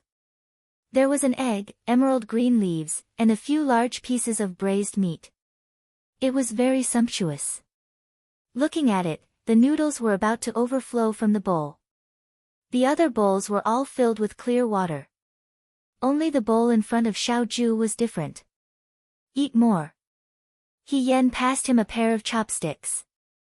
Since it's your birthday, of course you can't just casually celebrate it. I specially asked the lady boss to put some noodles in for you. It's my treat. Don't be shy. Everyone's eyes fell on their table. This was the first time in Xiaoju's life that someone looked at him as if he was a rice bucket. However, the girl in front of him held her cheeks with her hands and smiled sincerely. After holding back for a moment, he finally resigned himself to his fate and picked up the longevity noodles in front of him. He Yan was very satisfied. Remember to eat it all. Xiaoju's chopsticks trembled. He tried his best to maintain a calm expression. At this time, the lady boss's lantern dumplings were served. The dumplings were round and there were exactly 9 of them. They were served in red porcelain bowls and were very pleasing to the eye. The lady boss didn't know if it was intentional or not, but she only gave her a spoon. He Yan lowered her head and scooped one into her mouth. The sesame filling was very sweet. It was very cold when they came out. However, the night market was bustling and crowded, so the cold was dispelled. At this moment, the hot soup in front of him was warm, the dumplings were sweet, and the person sitting opposite him was quietly eating noodles. Suddenly, He Yan felt that the years were peaceful. The days filled with danger, conspiracy, scheming, and saber light seemed very far away in a trance. It was as if the peaceful days in front of him could continue for a long, long time to come. She lowered her head and smiled. She picked up the spoon and obediently ate the dumplings in front of her. She ate a bowl of dumplings and a bowl of longevity noodles very slowly. Perhaps it was He Yan's great hospitality, or perhaps it was because of the lady boss's excellent cooking skills, Xiaoju finally finished the bowl of noodles. When she put down her chopsticks, He Yan was finishing the 8th dumpling in the bowl. When she was about to scoop up the 9th dumpling, she suddenly remembered what the lady boss said. 2 people eating a bowl of dumplings in the lantern market will be lovers for life. She had always felt that this phrase was far away. However, she didn't know when she started to look forward to it. Xiaoju saw her hesitation and asked, "What's wrong?" He Yan gently pushed the red porcelain bowl to the center. He raised his head and looked into Xiaoju's eyes. He coughed softly. "Do you want to eat one too?" Xiaoju looked down at the bowl of soup with only 1 dumpling left. She didn't say anything. He Yan felt inexplicably guilty. He suddenly felt like he was a demon seducing a good girl. He added, "I remember that you don't like to eat sweet things anymore, forget it." Xiaoju smiled and didn't say anything. She took the bowl, picked up the spoon that He Yan used and ate the remaining dumpling. The lady boss was cleaning up the table next door. When she saw this, she smiled and said, "Okay, 2 people eating a bowl of dumplings. It's sweet and honeyed. It's a perfect match." He Yan was shocked. He subconsciously looked at Xiaoju. The young man's beautiful eyes were staring at her. It was as if he had seen through her secret thoughts. He Yan stood up and took out a few copper coins from his pocket. "Well, I've finished eating. Let's go." She ran away. After eating, they walked around the night market. Their bodies felt much warmer. He Yan and Xiaoju walked to a corner. They noticed that there were many people in front of them. He Yan casually asked a young man beside him, "Excuse me, what's going on in front?" The young man glanced at He Yan and said, "They're guessing lantern riddles. Today is the last day. If you want to go, you can still make it. The more guesses you make, the more likely you are to win the most beautiful peacock lantern." Since they were here to visit the night market, they naturally wanted to join in the fun. He Yan held Xiaoju's hand and squeezed into the crowd. After squeezing through the crowd, they saw a long corridor. There were all kinds of lanterns hanging from the eaves. Under the lanterns, there was a piece of paper with words written on it. It was the lantern riddles. Most of the people who came here were lovers. Some of them had already guessed a few lanterns. He Yan looked and was eager to try. He asked Xiaoju, "Do you like any lantern? I'll help you win one." Xiaoju looked down at her. "You'll help me?" "Of course. Isn't it your birthday today? I'll buy you whatever you want. Winning a lantern is nothing. After all, I studied at the Xianchang dojo." Xiaoju smiled. Just as she was about to speak, she suddenly heard someone call out to her from not far away. "Xiao Huijin." He Yan turned his head to look and saw a pair of man and woman walking towards the two of them. It was actually Yan He and Xia Qingxiu. Today, both husband and wife were wearing goose yellow long gowns and skirts. At first glance, they looked very compatible. Yan He was still the same. He never looked at people in the eye. When he walked, his ponytail swung high. When he walked in front of them, without waiting for He Yan to speak, Yan He said to Xiaoju, "Yo, a rare guest. I really didn't expect that one day, I would be able to see Xiao Huijin shopping in the night market." Compared to Yan He's rudeness, Xia Qingxiu was much gentler. He looked at He Yan and Xiaoju and smiled. "Miss He, Military Governor Xiao." He Yan returned the greeting. "Miss Qingxiu." Yan He finally caught a glimpse of He Yan beside Xiaoju. He sized up the two of them and revealed a disgusted expression. "Xiao Huijin, don't tell me you're here to accompany this brat, this guy to the night market." He pretended to rub his arm. "So disgusting, I have goosebumps all over my body." He Yan was speechless. Where did this person get the right to criticize others? Didn't he accompany his wife to the night market? Xia Qingxiu pulled Yan He. Yan He said, "What's wrong?" "I didn't say anything wrong." "Sorry." Xia Qingxiu smiled at He Yan. "Nan Guang is like this. He's just joking. He doesn't mean any harm." "Miss He, are you here to guess riddles too?" He Yan nodded. "Yes. We happen to pass by here." "Generals Yan, are you here to guess riddles too?" "I'm not guessing."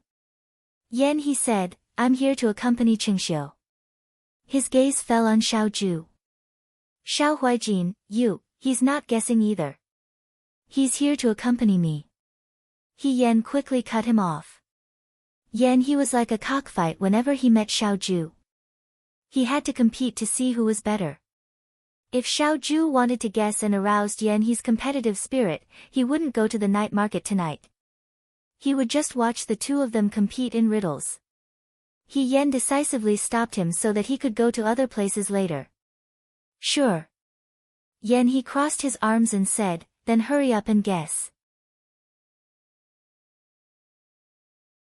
He Yan and Xia Qingxiu looked at each other. Xia Qingxiu smiled and took a piece of paper from the lantern in front of them. He Yan followed her movements and looked at the lantern beside him. The riddle was written very simply. Every mountain has the meaning of yearning. He Yan knew all the words, but he didn't know what they meant when they were connected. Xia Qingxiu had already taken the piece of paper and read it aloud, "The meaning of parting with my husband." She thought for a while and looked at the shop owner. "This is Bin. Miss, you have good eyesight." The craftsman who made the lantern smiled and gave Xia Qingxiu a wooden sign with a red stroke. It seemed that 10 strokes could be exchanged for one of the lanterns here. He Yan took a deep breath and felt that the lantern riddle he had chosen was not right. It would be better to change to a simpler one. As he thought about it, he walked to a lantern shaped like a lotus and picked up the note hanging below. "Never winter and never summer." He Yan was speechless. "What is this?" She glanced sideways at Xiaoju. Xiaoju was standing not far away and looking at her calmly. He Yan didn't want to embarrass herself. She coughed lightly and walked to another spot. Lost Pavilion in Fog, Moon Maze Crossing. He Yan was confused. She was about to cry. Just now, She had praised herself and said that she had studied in the Virtuous Prosperity School. Now, she felt that it was better if she hadn't studied at all. What are these things? She could recognize the words, but she couldn't understand why they were put together. She looked at the girls who were guessing like fish in water. Yen felt a headache coming on. She felt that even if she had encountered the most difficult battle, it would not be as difficult as this. She held the piece of paper in front of her and didn't know what to do. Suddenly, a voice came from behind her. Didn't you want to give me a lantern? Xiao Ju had walked over and stood behind her. Yen said, yes, for a while and didn't say anything else. He smiled. It seems that your poetry hasn't improved after all these years. Everyone has their own specialties. Yen braced herself. I can't multitask. He seemed to chuckle, and the hot air he exhaled fell on Yen's neck, tickling it. On the other side, Xia Qingxiu had finished guessing 10 riddles in the blink of an eye. The craftsman drew 10 ink characters on her wooden tablet and exchanged it for a jade rabbit lantern. Yen held the lantern in his arms and said proudly to Yen, why haven't you guessed it yet? Don't tell me you haven't studied before. Xiao Huijin. He held Xia Qingxiu with one hand and even provoked Xiao Ju. The wife you found is not as good as my wife. Was he crazy? Yen was speechless. He thought that since he couldn't beat Xiao Ju in other aspects, he might as well compare with his wife, right? Who didn't have their strengths and weaknesses? How could he be so shallow? She was scolding Yen in her heart when Xiao Ju suddenly whispered in her ear, don't worry about him. Then, he stood behind her and picked up the paper riddles in front of Yen. Xiao Ju was very tall. When he took the paper from behind, he had to bend over slightly. From the eyes of others, it looked like he was holding Yen in his arms. Yen could almost feel the warmth from his back touching his chest. His ears turned red and he forgot to look at the note in front of him. Xiao Ju had already opened his mouth and said, both places are vast and boundless. Ah! Yen was stunned. The craftsman smiled and came over with a wooden tray. You guessed right. Xiao Huijin, you're cheating. Yen, he said angrily, how can you help her guess? What does it have to do with you? Yen couldn't take it anymore and replied, if you don't want to, you can help me guess.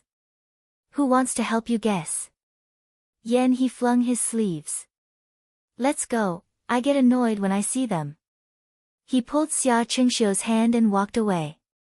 At this moment, Yen finally had time to focus on the riddles in front of her. She pulled the paper and read the words on it. Xiao Ju said the answer behind her. Since ancient times, too much love leads to regret. The heart is full of sorrow. Every 10, enter the top 3. Base. This person used to be the number 1 in the Xianchang house. When Yen read the riddles, he didn't even need to think and directly said the answer. Xiao Ju's appearance was outstanding. She was smart and handsome. In this kind of situation, she was especially eye-catching. Not long after, the girls with lovers and without lovers all gathered in a circle. They either stared at Xiao Ju with infatuation or looked at Yen with envy. When the 9 riddles were almost finished, Yen picked up the note on the last lantern. 2 trees not in the forest, the field has a heart. After she finished reading, she didn't wait for Xiao Ju to speak and said, I know this, it's yearning. The craftsman laughed. Miss, you have a pure heart. Yen blushed at this praise. She only guessed 1 out of 10 riddles. She really didn't deserve this praise. The one with a pure heart was the one behind her. The craftsman finished the last stroke on her wooden tablet and said to Yen, Miss, go and pick a lantern you like. Yen turned around and pulled Xiao Ju. How about it? I said I would give you a lantern, so I will definitely give it to you. Which one do you like? There were all kinds of lanterns hanging under the eaves. It was a dazzling array. Yen pointed at a double fish-shaped lantern. This double fish lantern is quite nice. Do you like this one? Or this gourd lantern is also not bad, this lantern has a picture of a horse riding. From the beginning to the end, Xiaoju only smiled faintly and let her be. He Yan saw a green gauze lantern on the side. It had a picture of a mountain and a pavilion. As the person walked, the light changed and the waterfall seemed to flow. It was very strange. This mountain and river lantern was among the other lanterns. At first glance, it looked inconspicuous, but in fact, there was a universe inside. He Yan was attracted at first glance. He thought that if he gave this lantern to Xiaoju, it wouldn't be embarrassing. He said to the craftsman, "I want this one." The craftsman was busy handing out wooden tablets to another pair of lovers. When he heard this, he said, "Miss, you can take it yourself." He Yan said to Xiaoju, "Wait, I will take the lantern for you." She walked to the mountain and river lantern. Just as she was about to take it down, she heard a familiar voice not far away. "There is a lantern riddle up ahead. Do you want to take a look?" Then, a woman's voice sounded. "Okay, I can buy one later and hang it in the courtyard." He Yan turned his head to look and saw a man and woman walking over a few steps in front of him. The man was handsome and elegant, and the woman was beautiful and charming. It was Su Zhiheng and He Xining. Su Zhiheng was holding He Xining's hand.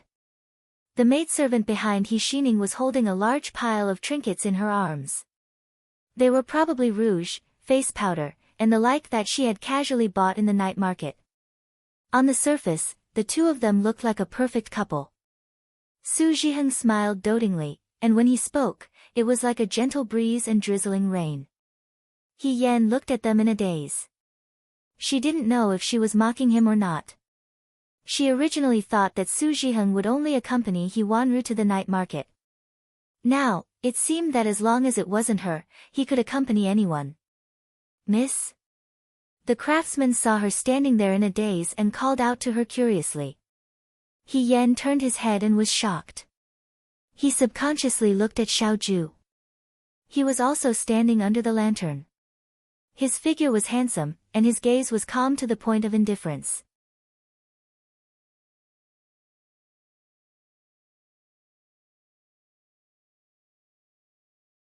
Chapter 227.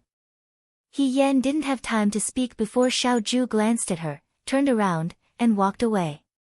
He Yan didn't have time to take down the lantern in front of him. He hurriedly pushed through the crowd and followed her. The craftsman behind her was stunned and called out to her, "Miss, you forgot to take your lantern." But there was no response. He Xining also heard the craftsman's call and subconsciously followed the craftsman's gaze. She saw a familiar figure hurriedly leaving. He Yan was startled. This figure looked exactly like Marquis Wuan, whom she had met at Yuhua Temple. She didn't know why, but she had only met He Yan once, but he left a deep impression on her. Su Zhiheng, who was beside her, asked her, "What's wrong?" "Nothing." He Xining returned to her senses. "Let's look at the lanterns." She was a little anxious. Ever since she married Su Zhiheng, whenever he had time, Su Zhiheng would accompany her to the night market. Recently, Su Zhiheng had been busy with official business and hadn't come over for 2 months. Yesterday, when she returned to the Su family, Su Zhiheng unexpectedly asked to accompany her for a while.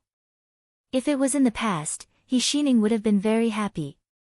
But now, walking beside Su Zhiheng, she didn't feel happy. Instead, she felt a little nervous. Her mother's illness, the assassin that night, and the military book hidden under her dead sister's bedpost. Every one of these was enough to make people suspicious. But she couldn't do anything. She had to pretend that she didn't know anything. She stared at the colorful lanterns in front of her, but her mind was filled with thoughts of the figure who had hurriedly left just now. He Yan grabbed Xiaoju's sleeve with difficulty and said, "Walk slowly. There are so many people here. If we get separated, it'll take a long time to find you. I was stepped on several times just now." He only walked forward and didn't look back, but his footsteps slowed down a little. Amidst the bustling crowd, He Yan used all the strength he could muster to grab onto Xiao Ju's sleeve, almost tearing it apart. Finally, they made it out of the crowd, to a place along the river. Xiao Ju. He Yan stared at her and asked, "Are you angry?" Xiao Ju did not say anything. He tilted his head so He Yan couldn't see his expression clearly, so she stood on her tiptoes to get a closer look. However, Xiao Ju blocked him with her arm and pushed He Yan away. "Are you really angry?" He Yan said, "I was just." "He Yan," Xiao Ju interrupted her. She looked straight at her and asked in a low voice, "Are you?" He Yan looked at him. "You still have feelings for Su Zhiheng?" Cough, cough, cough. She choked and coughed. "Don't joke around." He Yan denied, "It's not like you don't know what he did." "How could I still have feelings for him?" "Oh." He raised his eyebrows and looked at her sharply. "So you're saying that you had feelings in the past?" He Yan almost couldn't breathe. She was stunned by Xiao Ju's question. What kind of question was this? No matter how she answered, it seemed wrong. He Yan stammered for a while, then whispered, "I didn't have feelings in the past." Xiao Ju looked at her expressionlessly. He Yan felt guilty and carefully chose her words to lie. "You know, I didn't have the power to choose in my previous life. After I switched identities with He Rufei, I naturally had to follow whatever my family said. The He family arranged for me to marry Su Zhiheng, so I married him. I didn't have feelings for him." He Yan inexplicably felt guilty, as if her husband had found out about her adultery. She also had a headache. She had just looked at Su Zhiheng under the lanterns. Who knew that it would cause so much trouble? However, if she thought about it this way, it seemed that she was the one with a guilty conscience.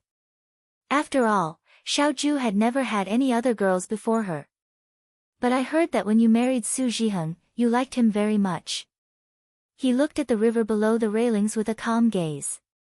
He Yan quivered. "Who said that? Who spread rumors about me behind my back? She deserves to be punished." Xiao Ju looked at her indifferently. He Yan froze for a moment and lowered her head. "Okay, when I didn't know that he was this kind of person, I liked him, a little." She used her pinky and thumb to point. "Just a little. An ant is big. I can crush it with my foot." Xiao Ju was so angry that she laughed. She lazily said, "Then tell me, why do you like him? Even if you don't know what kind of person he is, your taste," she sized up He Yan, "is much lower than ordinary people." Was he scolding Su Zhiheng or himself? He Yan thought to himself. Normally, he didn't think that when the young master was angry, it was really hard to coax him. Why did he ask such an embarrassing question? It was tantamount to taking a knife and dismembering someone. However, the person in front of her was staring at her. His beautiful eyes were full of scrutiny. He Yan sighed. "At that time, I just thought that this person was very good." Xiao Ju smiled mockingly. "Do you remember that time when you secretly gave me a rabbit during the Eastern Mountain Hunt?" He Yan asked. "Yes. In order to make the emperor happy, the teachers in the Xian Chang dojo put in all their effort to compete. They set a rule that if they didn't catch any prey, they couldn't eat and had to starve for an entire day." Now that He Yan thought about it, she still felt indignant. The person who set this rule was simply sick. Even prisoners on death row were given a full meal. Just because they didn't catch any prey, they made such an inhumane punishment. "Although you gave me a rabbit that day, I let it go. I didn't catch any prey. If it was summer, it would be fine. However, the feeling of starving on a snowy day was really unbearable." When the hunt was over, He Yan looked at the youths around her who were returning from a rewarding journey in twos and threes. Her heart was extremely uncomfortable. That was when she met Su Zhiheng. At that time, Su Zhiheng was only a 15-16-year-old youth. He was dressed in black and looked handsome and gentle. He Yen walked to the place where she put her bundle with an empty stomach. The snow on the ground was very deep. She went to the hunting ground in the morning and didn't come out until the sky was dark. She was really weak. She didn't pay attention to a piece of shirt buried in the snow. She accidentally kicked it and fell. Half of her body fell into the snow and she didn't get up for a long time. Just as she was flopping around in the snow, she suddenly heard a voice in front of her. "Are you okay?" He Yen raised his head and saw a young man in green robes. This youth looked unfamiliar. He shouldn't be a student of the Xianchang Gymnasium. However, today's hunt in the mountain was also attended by students from other gymnasiums. She guessed that he was a student from another gymnasium. He Yen was still in a daze. That youth actually smiled. He directly reached out and grabbed her hand, saying, "Let me help you." He pulled her up from the snow. She was still wearing the mask on her face. The mask was cold, but the youth's hand was very warm. "My name is Su Zhiheng." "Brother, are you a member of the Xianchang Gymnasium?" He Yen randomly nodded her head. "I heard that the rules of the Xianchang Gymnasium are very strict. If you don't catch any prey today, you'll have to starve." Su Zhiheng looked at her empty hands. "It's a pity that I didn't go hunting. Otherwise, I could give you one of the prey." In the Xianchang Gymnasium, she could be considered a loner. She didn't have many friends. Because of her mask, other people also felt that she was quite unsociable. They were too lazy to approach her. This was the first time they met such a warm-hearted person. For a moment, she didn't know what to say. "Are you going over there to get your bundle?" Su Zhiheng asked. "How about I help you? You can't even walk." He Yen was about to say that there was no need, but as soon as she lifted her foot, she felt a severe pain in her ankle. It seemed that she had just twisted it. Thinking of this, she slightly nodded her head towards the youth and blushed. "Thank you very much." She then pointed at the red bundle. "That's mine." Su Zhiheng then turned around and went to the high platform to help He Yen get her bundle. After he retrieved the bundle, he handed it to He Yen. He then supported her all the way to the carriage where the students of the Xianchang Gymnasium were sitting before leaving. At that time, He Yen looked at Su Zhiheng's back and felt that this youth was really warm and considerate. When she returned to the Xianchang Gymnasium, sure enough, she didn't have anything to eat that day. He Yen hid in the room alone and poured herself some hot tea. The more she drank, the hungrier she felt.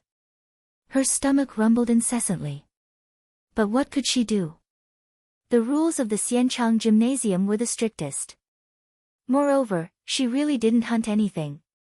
If she really wanted to go, she wouldn't be able to bring herself to do it. After sitting for a while, He Yen helplessly sighed. She took the bundle and prepared to put away the paper and brush she had brought during the day. As soon as she opened the bundle, 2 glistening yellow loquats rolled out from inside. How could there be loquats at this time of the year? He Yen stared blankly for a moment. She subconsciously picked up the loquats. The loquats were big and heavy. She could faintly smell their fragrance. This bundle had always been placed on the high platform. During the group hunt, the students only brought quivers and arrows for the sake of convenience. After thinking about it, the only person who had touched this bundle was that black-clothed youth called Su Zhiheng. She peeled off the loquat and took a small bite. The fruit was sweet. When she thought about that youth's face and smile, she felt that her luck today wasn't too bad. A few years later, when He Yen returned from the battlefield and exchanged identities with Hirufei, Madame He told her that she had arranged a marriage for her. The other party's name was Su Zhiheng. In addition to being astonished, He Yen also felt a trace of joy. The marriage of the He family's women had always been to pave the way for the men. Compared to marrying a stranger she had never met before, marrying Su Zhiheng was clearly the best choice she had. Regardless of how outsiders praised Su Zhiheng for being young and promising, in He Yen's heart, she only felt that the 10-year-old Su Zhiheng was able to take care of someone he had met by chance. He was definitely a good person. At that time, she actually had a lot of expectations for this marriage. Later on, even though Su Zhiheng favored He Wanru and He Wanru had always flaunted in front of her, He Yan still had some fantasies about Su Zhiheng because of the 2 loquats he had in his youth. Until he became blind, until Su Zhiheng personally broke this fantasy bit by bit. So, Xiao Zhu said playfully, you like him because of those loquats? You can say that. He Yan said, I just feel that he can take care of other people's feelings and see through other people's difficult situations. At least he's a good person. You really like him so casually. Xiao Zhu sneered and walked forward. After taking 2 steps, she stopped and said coldly, those 2 loquats were given by me. He Yan was stunned. He had already continued to walk towards the river. He Yan was stunned for a moment, then caught up with him in a few steps and grabbed his sleeve. How is that possible? You're lying to me, right? Xiao Zhu lowered his head and looked at her with a calm gaze. That year, when Lin Shuanghe had proposed to give He Yan a rabbit, he couldn't help but shoot one. He Yan, however, had set the rabbit free. Because he remembered his own experiences in the mountains when he was young, he began to treat this boy who didn't seem to have any strong points in a different light. He also knew that the students who didn't manage to hunt today would starve when they returned to the Xianchang Hall. As the winner of this group hunt, Xiao Zhu received a lot of rewards. The people in the palace even gave him food, and there were 2 loquats in it.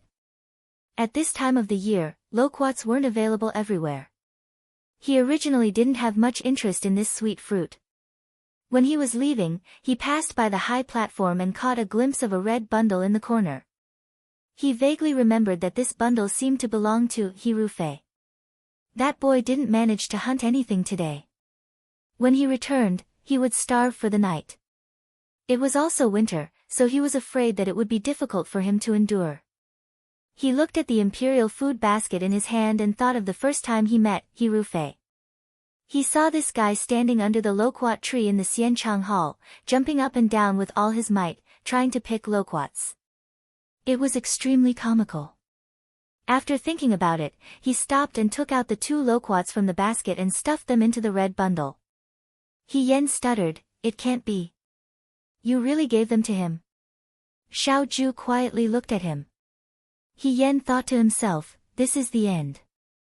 This is like Xiao Zhu doing something good, but Su Zhiheng intercepted it. It was a freak combination of factors. How could he be happy? But at this critical juncture, how could he calm his anger? Today is your birthday, and I forgot to take the lamp just now. What do you want as a congratulatory gift? She awkwardly changed the topic. Then, she caught a glimpse of someone selling tanghulu on the opposite side of the street. She said, wait here. She rushed over and bought a tanghulu. Then, she ran back and handed it to Xiao Zhu. Here. Xiao Zhu turned his head. He was probably really angry. He Yan was in a difficult position. There was no way to undo the past. She did have feelings for Su Zhiheng and married Su Zhiheng, but Xiao Zhu didn't. She had never experienced what Xiao Zhu was feeling at this moment, but she knew that it wasn't a good feeling. He Yan walked around him, Xiao Zhu, Xiao Zhu. Xiao Zhu avoided her gaze and only looked at the flowing river under the railings. She didn't know when it started snowing, but the snowflakes fell on her body. He Yan finally felt cold when she was far away from the crowd in the night market. She suddenly remembered what Qing Mei said to her before she left. He Yan glanced at Xiao Zhu, but he still didn't look at her. She sneezed exaggeratedly and said to herself, it's so cold. The next moment, she felt warmth from the sky. Xiao Zhu turned around and took off his cloak to cover her. He was finally willing to turn around and look at her. He Yan quickly took advantage of the situation and threw herself in front of him. You're not angry anymore. Xiao Zhu helped her tie the rope in front of the cloak, but he still didn't look at her. Xiao Zhu's cloak was very big, almost covering He Yan's entire body. He Yan was afraid that Xiao Zhu would be cold, so he leaned very close to Xiao Zhu. Just like that night when he was drunk, he was almost sticking to him. She looked up and teased Xiao Zhu, "Commander Xiao, I'm sorry. I shouldn't have mistaken you for someone else. Today is your birthday. Don't be angry. Smile? If you don't want to smile, have a bite of candied fruit." She raised the candied fruit to Xiao Zhu's lips. Suddenly, her hand was grabbed. He Yan was startled. She subconsciously raised her head and met his shimmering black eyes. The young man's facial features were no longer as delicate as they were when he was young. Like the moonlight on a snowy mountain, his facial features were clear and clean, and he was beautiful and flawless. He held He Yan with one hand and pulled her into his embrace. He leaned over and kissed her. "You're tuning into the Blissful Bookshelf YouTube channel. We're so grateful for your support, and don't forget to subscribe to join us on this incredible journey through captivating stories. Your generosity through donations truly makes a world of difference, as it's the primary source of revenue that allows me to expand and enhance this channel for you. Thank you from the bottom of my heart for being a part of this adventure.